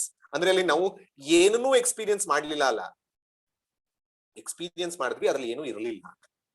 Experience of absence. You experience what? Absence of world. You experience absence of objects. You experience absence of people. You experience absence of thoughts. ಅಂದ್ರೆ ಹೊರ ಜಗತ್ತು ಒಳ ಜಗತ್ತು ಇಲ್ಲದಲ್ಲಿರುವಂತಹ ಬ್ಲಾಂಕ್ನೆಸ್ ನ experience ಮಾಡಿ. ಸಮಾಧಿ ಅಂತ ನೀವ್ ಏನ್ ಹೇಳ್ತೀರಾ? Where you want to shut your mind and go to ನಿರ್ವಿಕಲ್ಪಕ ಸಮಾಧಿ. 10 and 15 years of struggle you do to get nirvikalpa samadhi. God gives you every day in this sushupti avastha, nirvikalpaka samadhi. This is the same avastha. You can go and ask any yogi. Apart from this, what else is there? So this is the nature of experience. Third, medium of experience. What is the medium of experience? Andre sadhana eno andre sukshma sharira is not available, sthula sharira is not available, but what is available? Left out, and it is only inferred. It is causal body. Karana sharira is available, and it can't be proved. You can't show it. Even adan torsadikagalla, agalla, but it can be inferred. Because yesterday I slept, I was feeling worried, I lived, and now I'm here. It is inferred that I am there. And if I am not there, I wouldn't dare to go there. ನಾನು ಇಲ್ದಿರೋ ಜಗಕ್ಕೆ ನಾನು ಹೋಗ್ಬೇಕು, ನಾನು ಸಾಯೋದಕ್ಕೋಸ್ಕರ ಹೋಗ್ಬೇಕು ಅನ್ನಲ್ಲ. I know I am going to exist, but the medium of experience is causal, seed state. So ಆ ದೃಷ್ಟಿಯಿಂದ seed state inferred. So ಕಾರಣ ಶರೀರ ಪ್ರಧಾನ ಅವಸ್ಥಾ. So sushupti, condition of the mind is dormant, seed state. Nature of experience, experience of absence and not absence of experience. Last, ಕಾರಣ ಶರೀರ ಪ್ರಧಾನ ಅವಸ್ಥಾ. So these are the things that we understood from avasthatrayam. So avasthatrayam, jagrata avastha, swapna avastha and sushupti avastha. For each we understood what it is. Hagandre eno, adadmele manasthiti, condition of the mind. Second, nature of experience, anubhava hegirutte. Medium of experience, yava sadhana, yava shariravana pradhanavagi itkondu interact ಮಾಡ್ತೀವಿ. So this we saw. So this is the end of it. So to conclude, jiva means an embodied person having these three bodies. Sthula sharira, sukshma sharira, karana sharira. ಇರುವಂತಹ ಈ ಮೂರರ ಒಳಗೆ ಇರುವಂತಹ ಜೀವ. Having three states of experiences: Jagrat, Swapna and Sushupti.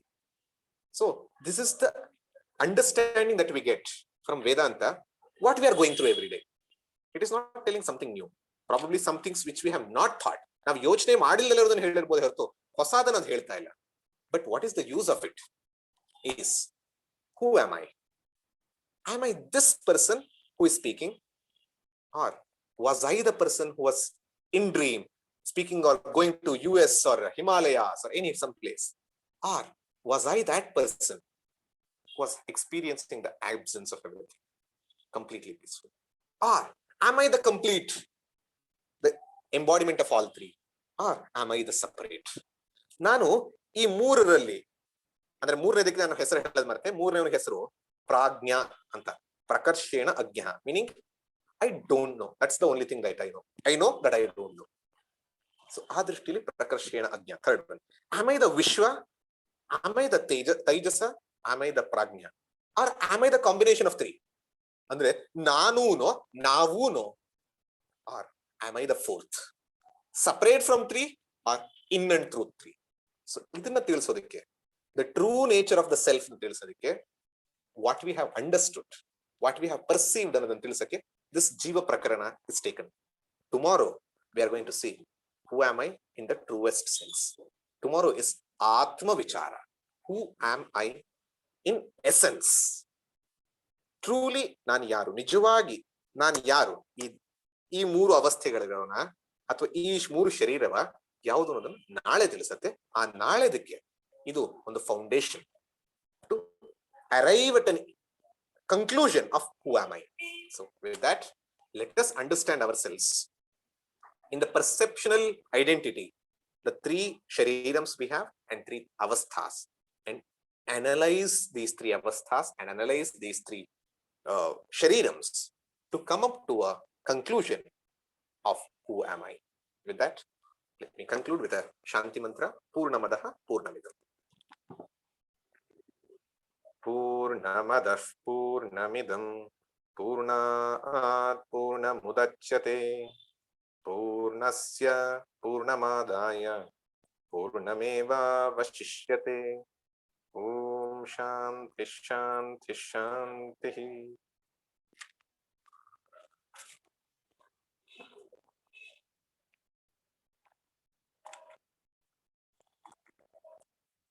Sneha madam, you can stop the recording.